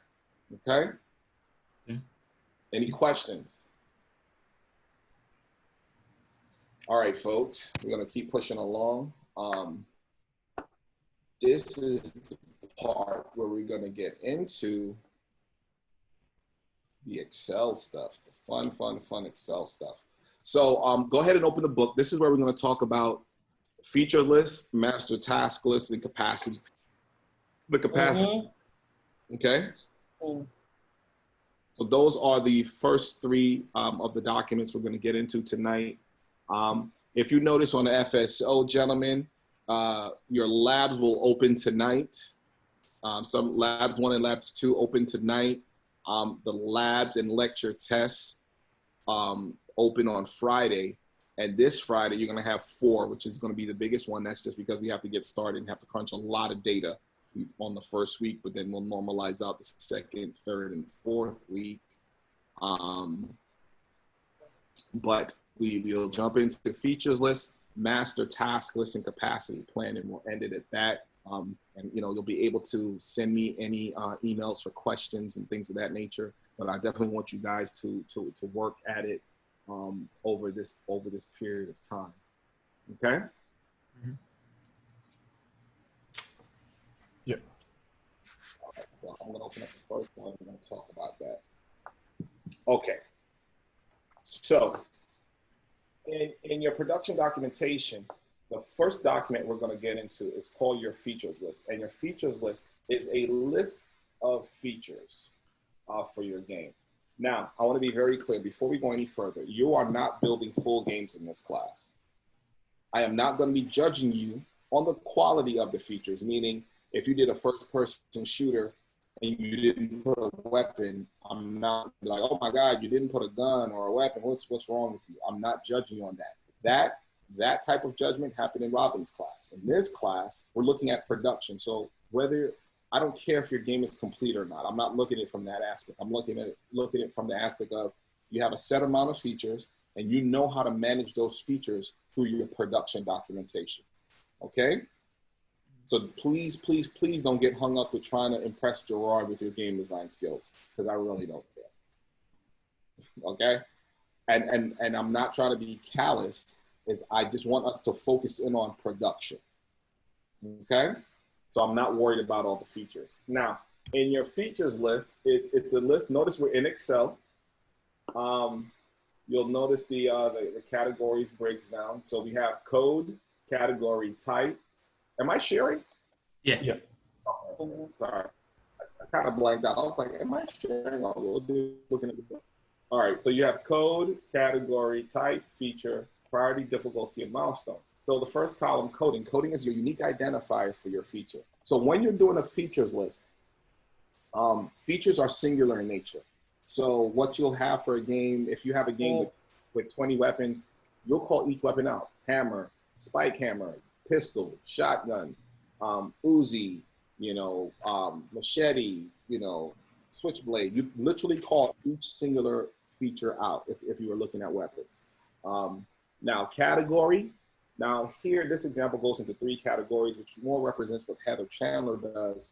But in my book, what you'll see is that the categories are broken down into four types of categories: gameplay, systems, process, and tools. Gameplay, systems, process, and tools. We'll break down each category. Gameplay. Gameplay are features that impact the player. Gameplay are all the features that impact the player. Systems. Systems are features that support gameplay functionality. Once again, system features are features that support gameplay functionality. What do I mean by that? I mean that you can't have collision until you build what? Your collision system. You cannot have achievements until you built your achievement system. So those are the things that you have to keep in mind when we think about system features. Do you understand that? Yeah. Does that make sense, gentlemen? Yeah. Okay. Next, you have type. There's only 2 types, either core or extra, or what we call core or add, which are the core features, and then you have the added features, or the features that add a little pizzazz or wow to the game. Next, you actually have the actual features column, what you call it out. And the last 3 columns are priority, difficulty, and milestone. Priority, difficulty, and milestone. Priority, level of importance to the game.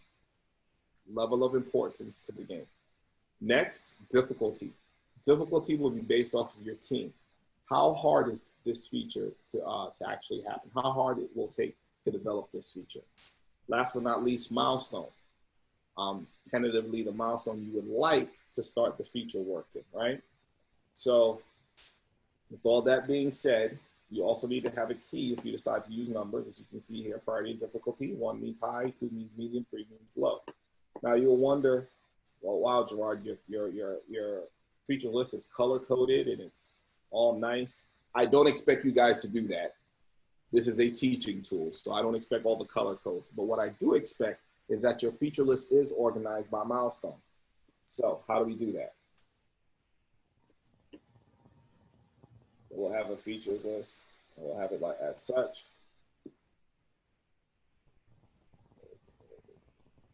I could do my custom sort. Now I'm on a Mac, so it's a little different than Windows. So look at your custom sort. So you'll sort by priority, then difficulties, values smallest to largest. Then all you have to do after that is simply walk down.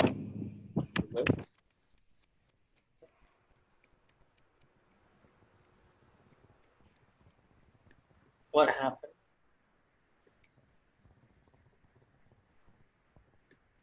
I'm showing you that this is a manual process.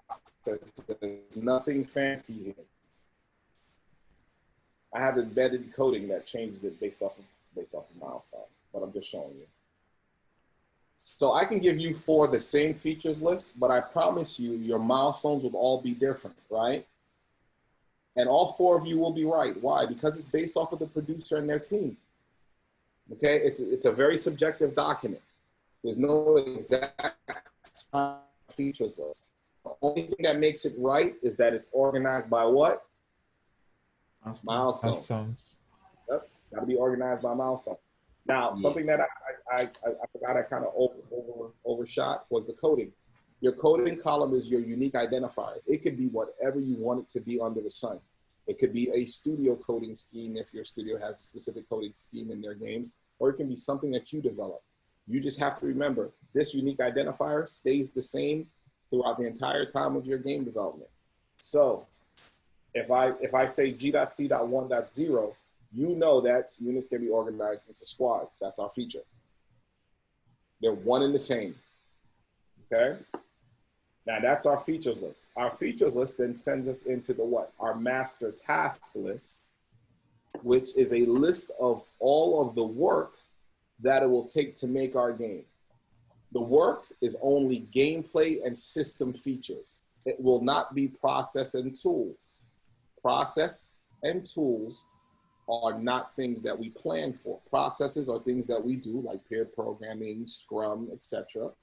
Tools are things that we utilize, like Unity, or we use Maya, 3ds Max, those tools, okay? So we don't have to estimate tools. That's like me telling Chuck, hey Chuck, you only gonna get 3 hours on Adobe today. No, he's just gonna use Adobe, all right? He's just gonna use Visual Studio. No, I'm not gonna tell him, give me the estimated time you're gonna spend in the tool. No, you're just gonna do the tool. Just like processes. You know, we're just gonna do Scrum. We're not gonna say we're only gonna do 10 hours of Scrum today. We're just doing Scrum. So you won't see processes, you won't see tools here. You will only see gameplay and system features. So if we go back, look at the structure and pay attention to the structure, gentlemen. This is also in the book. Master task list is also in the book. If you look at the coding here, G.C.1.0, where do we get it from? The features list, right? And then you look at the parent to child relationship. That's my feature. These are my tasks. Now, what I want you to understand, you don't need to be an expert in everything. I don't need you to know all the tasks for every type of feature you develop. So don't go researching and Googling tasks to features. You won't be able to control that anyway in a AAA game studio, or even if you have a small studio that you're working with a resource. Your resource will tell you, hey, it's gonna take me 2 tasks to get this done. And oh, by the way, here are my estimates, right? Mm-hmm. You have to understand that these are things that you can't control, but what you can control is how you build this master task list. A lot of information gets transposed from the features list. So you have your coding. Where do you think we get priority from? From the feature list. Features list, correct. You have the estimated hours. You notice each one are 60. 20. Notice you have actual columns here. I want you to get into the muscle memory of putting actual columns here. Why? Because if your studio does not have Microsoft Project or any production tool, you can easily go live with your master task list as a production document, okay? So you build it in pre-pro, and if your studio doesn't have any budget for an MS Project or a tool of that nature, then you can productionize your master task list. Duration is based off of hours, so we have 10 hours per work day. So a 60-hour task takes 6 days of work. Next columns we have the dependencies column, the risk column, resource, and milestone. Dependencies, tasks can be dependent on one another, and then features can be dependent on one another. That's something that you have to be mindful of. When we talked about cut, and when you go back to review cut, you know, there's relationships when it comes to a lot of these tasks and features. Next, risk. Risk is based off of your team, okay? The risk level of them being able to actually get that feature done, right? If it's a high risk, that means that the team deems it extremely hard and it may be problematic for you. So those are the features that you have to be always keeping a pulse of as a producer, okay? Next, we have our resource column. Notice our resources are assigned to what? The tasks. If we had to put a name to a feature, it would be who?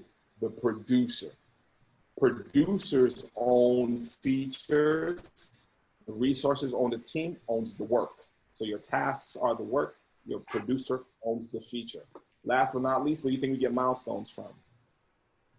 from the feature list. Exactly. You get it from the features list. Don't be afraid. It's okay. You get it from the features list. And it's important to understand that. There's a lot of information that gets sent across. Okay? So it's very, very, very particular that way. So just to clarify, you said producers own features? Yes. And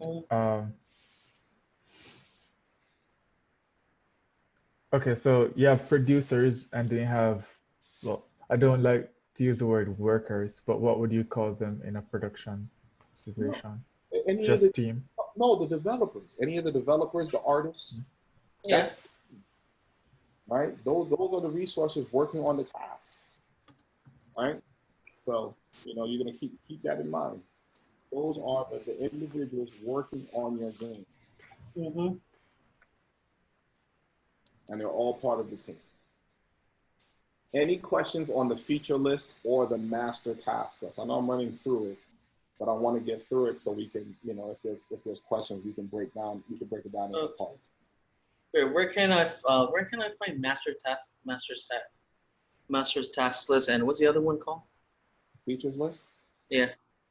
It's in not the book. FSU? In the book. In the Yes, book? I don't provide you a template. You have to build it. Oh, right. Okay. Yes, you have to build it. Yes. That's the work part. You have to build it. Okay. The nice part is, once you build it, you just use save as. So as a producer now, we never delete anything, gentlemen. Save as is our friend, and we just, put a time date stamp on our work. But you have to build this in Excel yourself. In the book, shows you how to put it together. But once you do it one time, you'll have it, and all you have to do is save as and manipulate the data as you see fit. Oh, it's on. Okay, guys, it's on page 14 and 17. I mean, no, 16. 14 and 16. So typically in like production, these documents are mainly for the producer, if I understand it right? Yeah, the producer will be managing these documents. That is correct. Okay. Yeah. And then when you build your schedule, then you'll be delegating the work out to your programmers and your artists, etc. Okay. And then as they complete it and you check it in and you make sure it's at the quality, then they would then move on to their next tasks. Cool. Okay. So question. Okay, so say you're in like a rapid prototypes setting where it's like features are changed like per week based on feedback. How would you go about creating a feature list? The production methodology environment you're talking about is more excuse me. Okay. That's more Scrum based for me. So this is more waterfall. Okay. So you're setting up your milestones, which we call monthly milestones, and we look at that month's worth of work. So when we get into the capacity plan, you'll see that more clearly. But what you're talking about is more agile. And if you're sticking to the rules of Scrum, you're doing it in 2 week intervals. You don't do it in 1 week intervals because you may not be able to get the work done in a week. So you do 2 week intervals, and at the end of that 2 week, you look at the work packages that were complete. If it was not complete, you go back to your backlog as well as back into sprint planning to reassess whatever wasn't done and what you'd like to get done the next sprint. So that's how that works. But this one here is more waterfall. Definitely more waterfall based. All right, thank you. No worries. All right, so what I want to show you is the document that gives us all the validity, gives us the actual foundation of truth, which is called our capacity plan. Your capacity plan is a forecasting document of the available allocation your resources have to work on your game. What do I mean by all those big words? What I mean, let me think about it a little bit. You all can see it, right? Yep. Right. So your capacity plan, if you look at this, this is a weekly capacity plan for the month of September for the game called Running Rebels. So what this tells me as a producer, when I look at this, it tells me my team can work 1,692 hours in the month of September. Broken down by each team, software, artists, each week. So my first work week, my dev team works 198, my artists work 126, 247 and a half, 157 and a half, all the way through, right to the very end. So the first work week, 324, 405, 405, 405, and the last work week, which is actually 2 days, is 153. It gives me a total of 1,692 hours. So as a producer, time is an actual. It's something we can base everything off of, right? And why do we know the time? Is because we know the month that we're going to be in. We know the work hours our studio is based off of. We know how many resources we have on each team. We know their allocation on our game. And what do I mean by allocation? Look at this. You have a 50% resource. Somewhere in our game studio, Jill Hope is working on something else that we don't care about. So we only have 50% of her time. So we know these things, and numbers are concrete. Numbers don't lie. So this tells us as a producer, 1,692. So I know as a producer, I have to plan for that, because that's what my team will be working. Now, let me be very clear, gentlemen. That doesn't mean that my team is going to give me a good 1,692 hours. That doesn't mean they're going to give me a good 1,692 hours. All that means is I have to plan for that and manage to that as a producer. All right. Next, you always must have a note section. So if there's any deviation in your time, you need to be able to explain it. So for example, Larry Biggs, he's resigning. He resigns and he's done on the 26th of September. So from now on, all I would see is zeros for Larry. Notice the very first work week, it's a 4, it's not a 5. Why is that? Because we have a national holiday, Labor Day. So these are the things you have to keep in mind when building your capacity plan. Okay? This is a weekly capacity plan. The next capacity plan I'll show you is a monthly. There's no such thing as a daily. There's only weekly and monthly. Okay? So, for example, I want to be very clear. Your master task list will, I'm going to say always, 99.99999% of the time, it's always larger than your capacity, right? So that means your game is always going to be larger than the available time you have. Now, you'll say, well, Gerard, Red Dead had 10 years. Red Dead 2 had 10 years. And I'm going to tell you, they probably had 20 more years worth of stuff they want to get in that game that they didn't. Right? Let alone they went through 2 iterations of hardware, right? Technology changes, engine changes while developing that game. So, you know, I promise you, no matter how much time you have, there's only a finite window to get your game done. And I promise you, whatever you want your game to be is always going to be much larger than what you can actually do. Okay? So when we look at this, let's give an example. So let's just say our master task list is 2,000 hours. Can we build a 2,000-hour Running Rebels in this? Wait, repeat the question. If your master task list is 2,000 hours, that's all the work, right? That's all the estimates and work you get from your team. This is your capacity, and you build that game. That means there's 300 hours that hasn't been accommodated for something, so something's hasn't been completed. Correct. So there's 308 hours that you cannot plan for. Why? Because you don't have the capacity, right? So how do we increase capacity? Well, we could increase the work hours in the workday. No. So you have to work an 11-hour workday just to build your plan. Just to build your plan, your team has to work an 11-hour workday. Wow. Right? Or you decide to work Saturdays.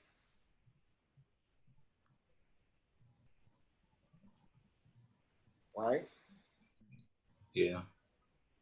So, you know, those are two ways to increase capacity. Hours in the workday, but we cap off at 24. Okay. Days in the work week, we cap off at 7. Or you can do what? Throw more bodies on the flame, add more people to the team. Now, adding more people to a team may not be your best result, even if that person is uber talented. Because what I tell people, your team's culture trumps everything else. If your team has a good team culture, if you throw a person who just happens to be a genius, but they're an asshole into that team, it messes up the team culture. So you have to be mindful of that. You may get more out of people who may not have a high level of skill set. You may be able to get more out of them than trying to throw a person in there just because this person is uber talented.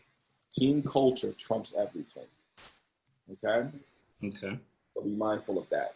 So when we look at this weekly capacity plan, it once again tells us things. Our team can only work 1,692 hours with the variables set as they are. Now, the only other type of capacity plan you'd see is a monthly. Take a look at this. Mm-hmm. This is a monthly capacity plan for the year 2012. I have 8 resources in total. I have 6 resources at 100%. I have 2 resources at 50. Right? For the entire year of 2012. So what does that mean? That gives me 16,380 hours. My team's only taking national holidays off. So that only gives me 16,380 hours worth of work. So as a producer, this is what I plan for.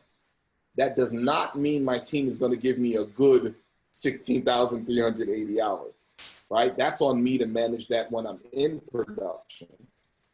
But as I'm building my production documentation, I'm still in pre-pro right now. I need to be able to know how much time do I have allotted to build this game. And that's what these numbers show me. It shows me in milestone 1, I have 1,470 hours. So that's what I have to plan for my team. 735 in art, 735 in dev. And that's what I have to plan for them to work. Once again, this is not actual, this is plan, forecast, okay? So it's important to understand that. These documents, the master task list and this capacity plan will then gain us the opportunity to build a schedule. And that's what we'll jump into next week. But for now, I need you guys to understand these 3 pieces, these 3 parts, as they are essential to the foundation of building the schedule. Okay. Question? It's pretty straightforward. A lot. I mean, the documentation is really easy to understand. And I'm not trying to trick you guys, so don't, you know, because I know there's some teachers who they'll show you something and don't tell you one aspect and then have you go down the rabbit hole. No, I'm not trying to trick you. This is straightforward. There are baked in equations, right? So if you can see, this is a columnated equation, not a row equation. So, you know, if I pull my numbers, this is a row equation. So if I pull my equation this way, all the numbers should stay the same if I pull it to the left. Let's pull it to the right? But if I decide to pull it down, the numbers get crazy because it's a row equation, not a column equation. Okay. And I break down the equations in the book as well, so you can do that. I would not suggest hard keying in the numbers. Utilize equations as a way to help you manage your capacity plans. Also, I provided you video links if you're not familiar with Excel. Oh yes, please. On LinkedIn Learning. LinkedIn Learning. Yeah, I provided you some links. Hold on. On FSO? Yeah, it's on FSO. Hold on. Yeah, if you go to course documentation, you'll see the videos. Course documentations. Linda, video learning. Is that the one, the video learning required? Yeah, it's locked right now. Oh, okay. Yeah. I'll open it. And the MS project and then Microsoft project cheat sheet. Yeah. That's Well, locked as well. Yeah, that's for next week. You don't need that right now. Okay. So yeah, so, you know, just understand that, you know, there are tools out there for you to utilize and to help you. Oh, still locked. I mean the Linda. Yeah, I know. Because it's for project when you get into project. You can definitely search good Linda for the Excel video. Okay. Yeah. So any questions on these three? Because your next assignments will be actually to build a features list, build a master task list, and then build a weekly and monthly capacity plan. So it's very important, you know, I want you guys to understand this. You can spend the next 30 minutes. I want you to open up the labs. The lab should be open, Lab 1 and Lab 2. Lab 1 is a feature list and a master task list. Lab 2 is the instructions on building the capacity plan. Now, these documents are done in Excel. Okay, so for Lab 1, you can just give me one Excel file with 2 sheets. So the sheets are, if you can see the tabs below, right? These tabs are sheets in the Excel file. Okay. So for example, Lab 1 will be a features list and a master task list. Please, please, please don't get hung up on trying to create the best game design under the sun. I don't care. I'm not focused on that. I will be focused on the actual production understanding, right? How you manage the documentation from feature list to master task list. I want to make sure, and I'm going to look to make sure that they're organized by milestone, right? That's what I'm looking at. Also looking at, you know, when you go to your capacity plan, does the numbers make sense? Are the numbers correct? You know, did you give your team the proper vacation? Did you capture the national holidays? Pay attention to the years, what year you're in for the lab assignment. All those things come up. You know, being a producer, being a production leader, it's having to be detail oriented, right? And if you're not, that's okay. You can build up that muscle, right? You can build up that muscle, you know, to look for things. So what I want you to do, take the next 10 minutes.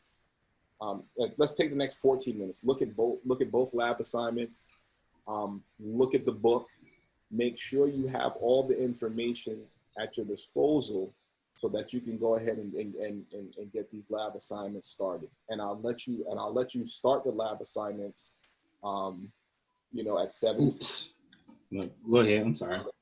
Yeah, I'll let you start it, and if you have any questions, you can ask, and then I'll let you go. I'll dismiss you after that. Okay. Okay. So what's the name of FSO? You don't want us to turn it in like that. You just want us to mark it complete. And where do we turn it in? So once again, you can upload those Excels in the feedback section. Okay. Upload it into the zero assignment. The reason why is so I can provide feedback. I'm not going to double whammy you. I'm not going to make you take the lab test and then say, oh my gosh, your feature list is incorrect. You get a 0 again. No, I'm just going to tell you, hey, you need to fix this, and fix this. So the next time you do it, that you do it right. Okay. Yep. Okay. So we can start.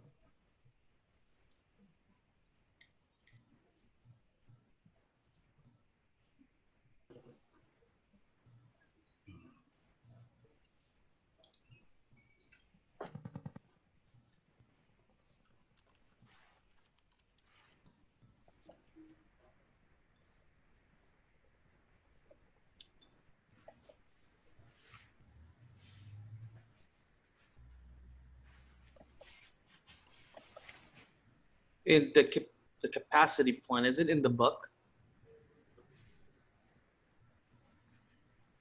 Oh wait, Gerard is on mute. Do you have the book? Yeah, I have the book. Okay, crack it open, and you will see the capacity plan section. Everything is in there, I promise you. Okay.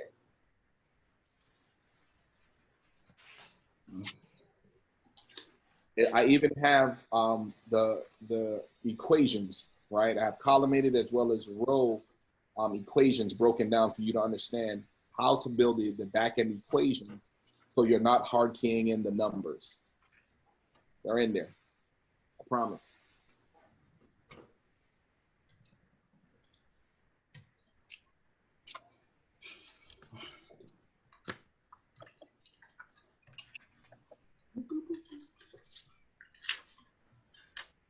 Okay, got it. Mm-hmm. See, I told you. And what's lab 2? Lab 1 is a features list and a master task list. Lab 2 is your capacity plan. Okay, got it. Gerard. Yes. I got a question that's not dealing with this current assignment, but it was actually dealing with like a mastery journal paper. Mm-hmm. Go ahead. I was planning on reaching out to you to be my mentor for my paper. Is on my topic is the adaptability of artificial intelligence behavior. Okay.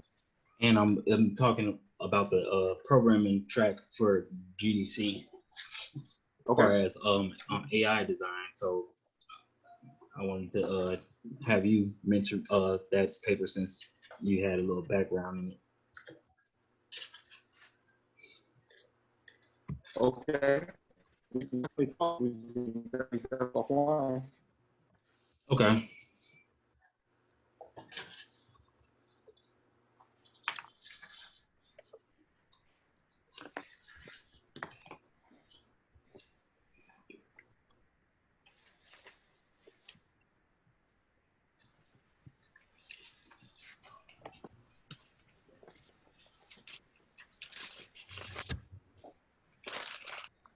I'm trying to get this book to sit up.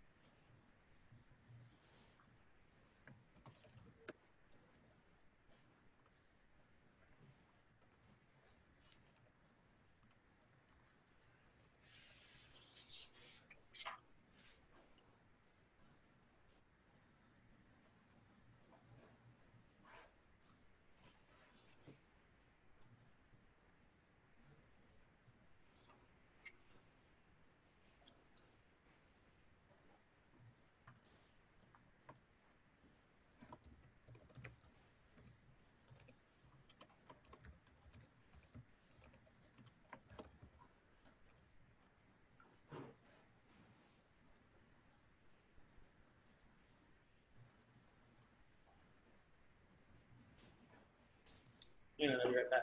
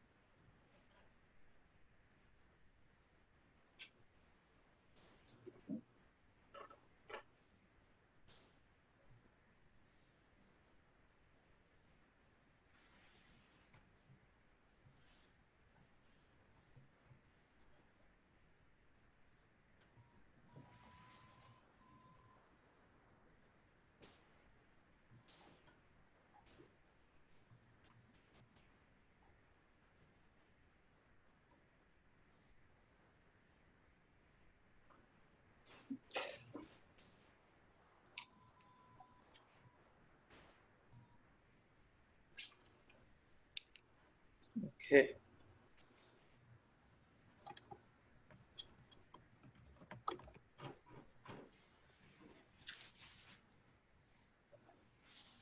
Question. Go ahead and ask. So, well, in the documents, you listed some possible game features. Are we allowed to use those?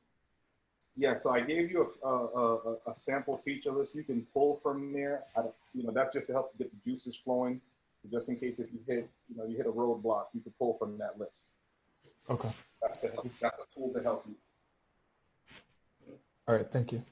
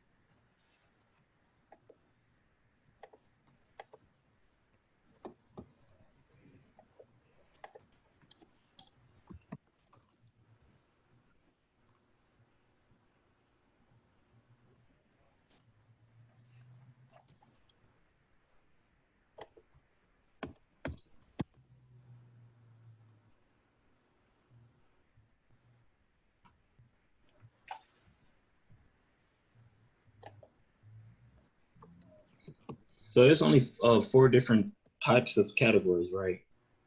For the feature list. Yeah, there's Yes, that's gameplay. correct. Gameplay system, processing tools. Gameplay system, processing tools. Is there in the one that you showed us, did you set it up to be like a drop down menu where it only have those 4 different features to select from? No,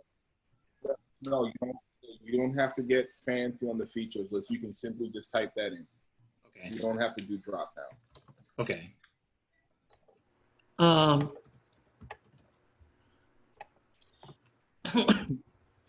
Excuse me.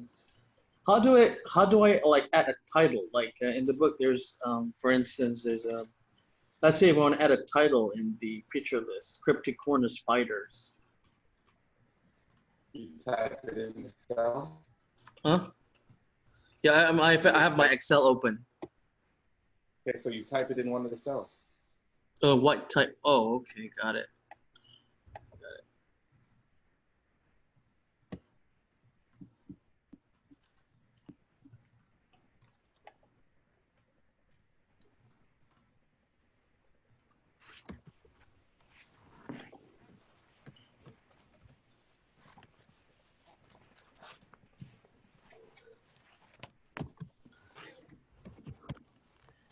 How do you guys feel? Are you comfortable? Yeah. Pretty much so far. Yeah. Well, I will definitely let you guys take it, work on it. Shoot me any questions if you have.